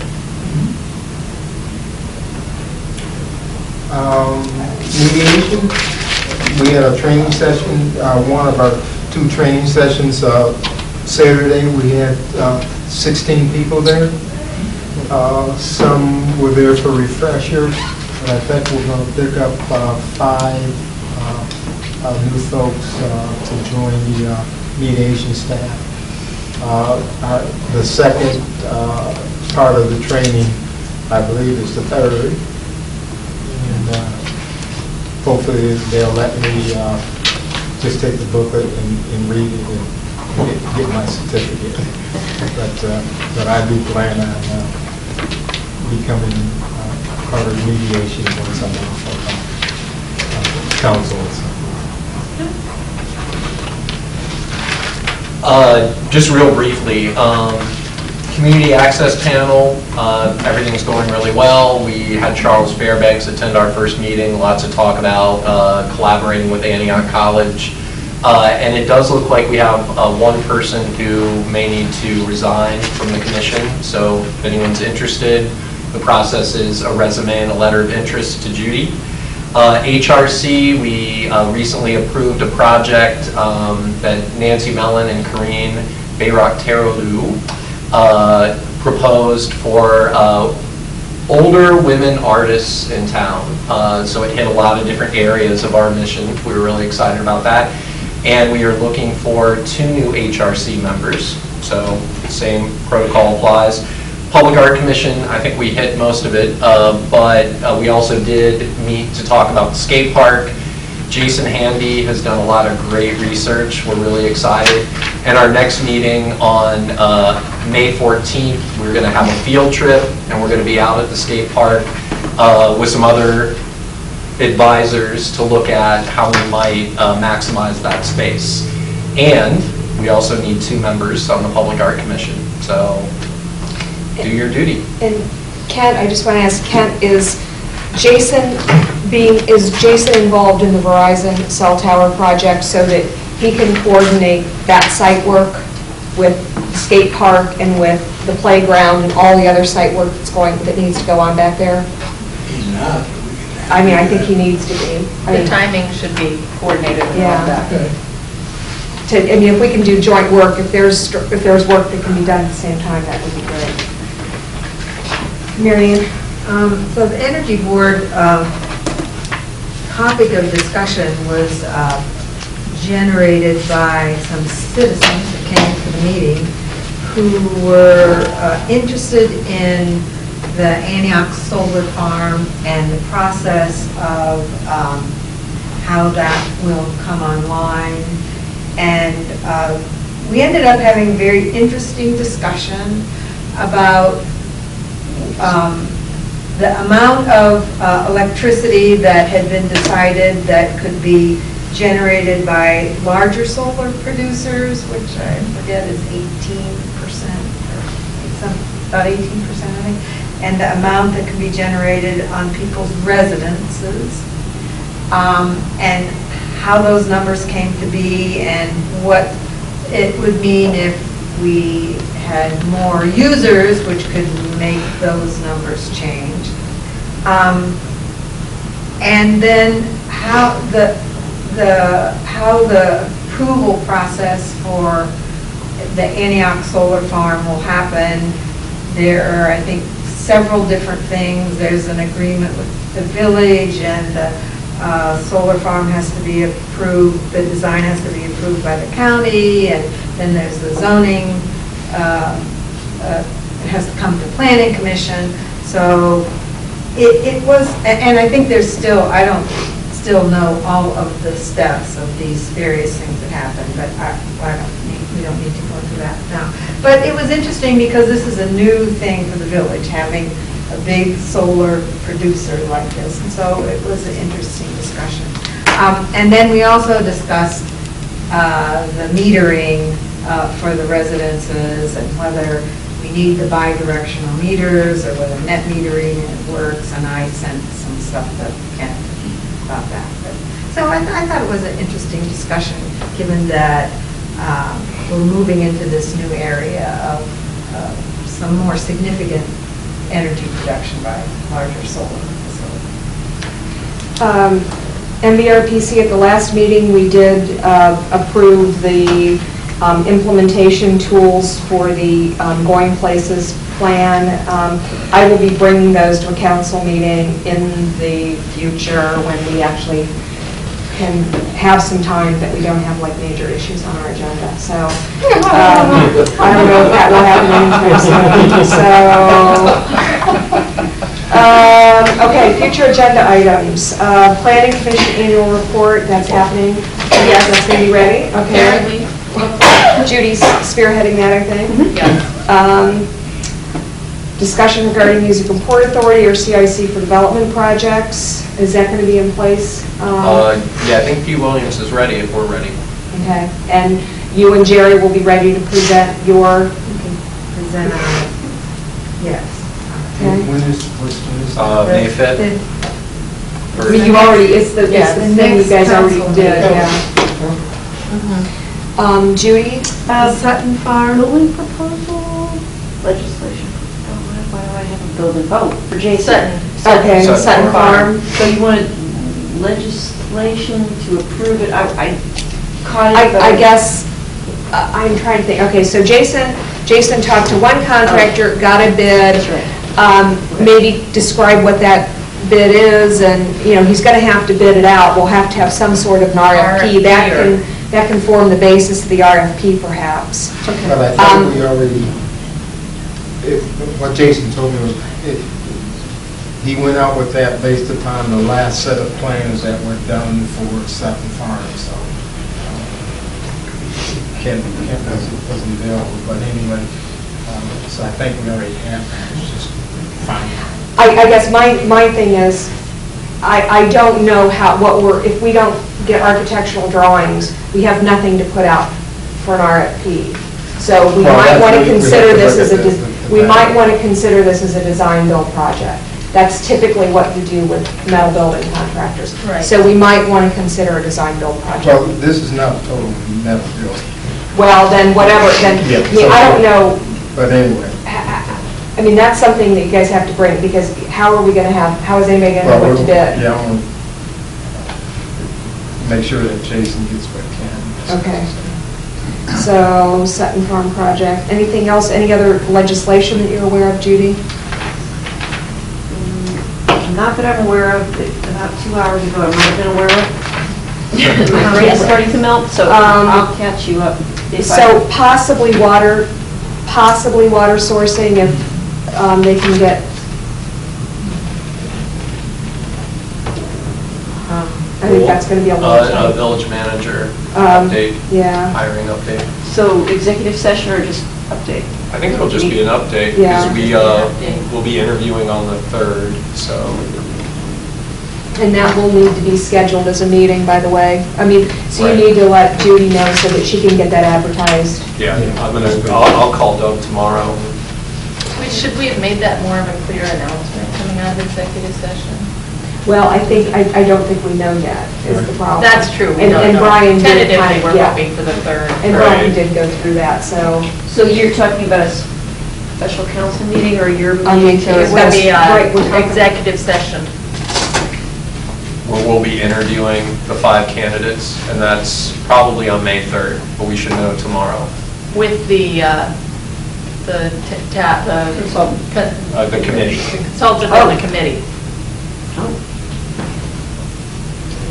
What about the Fair Acres water and sewer thing? Fair Acres water That's got to and be sewer. that's got to be a separate meeting with those residents before we can bring it back to the school, I believe. Yes. I mean, there's only so many infrastructure projects we can handle in a year. Right. But this would be talking it through Talk- and then figuring out, trying to think about the next steps, which is the hard part. Okay, so motion to adjourn. So moved. All those in favor, signify by saying aye. Aye. Aye.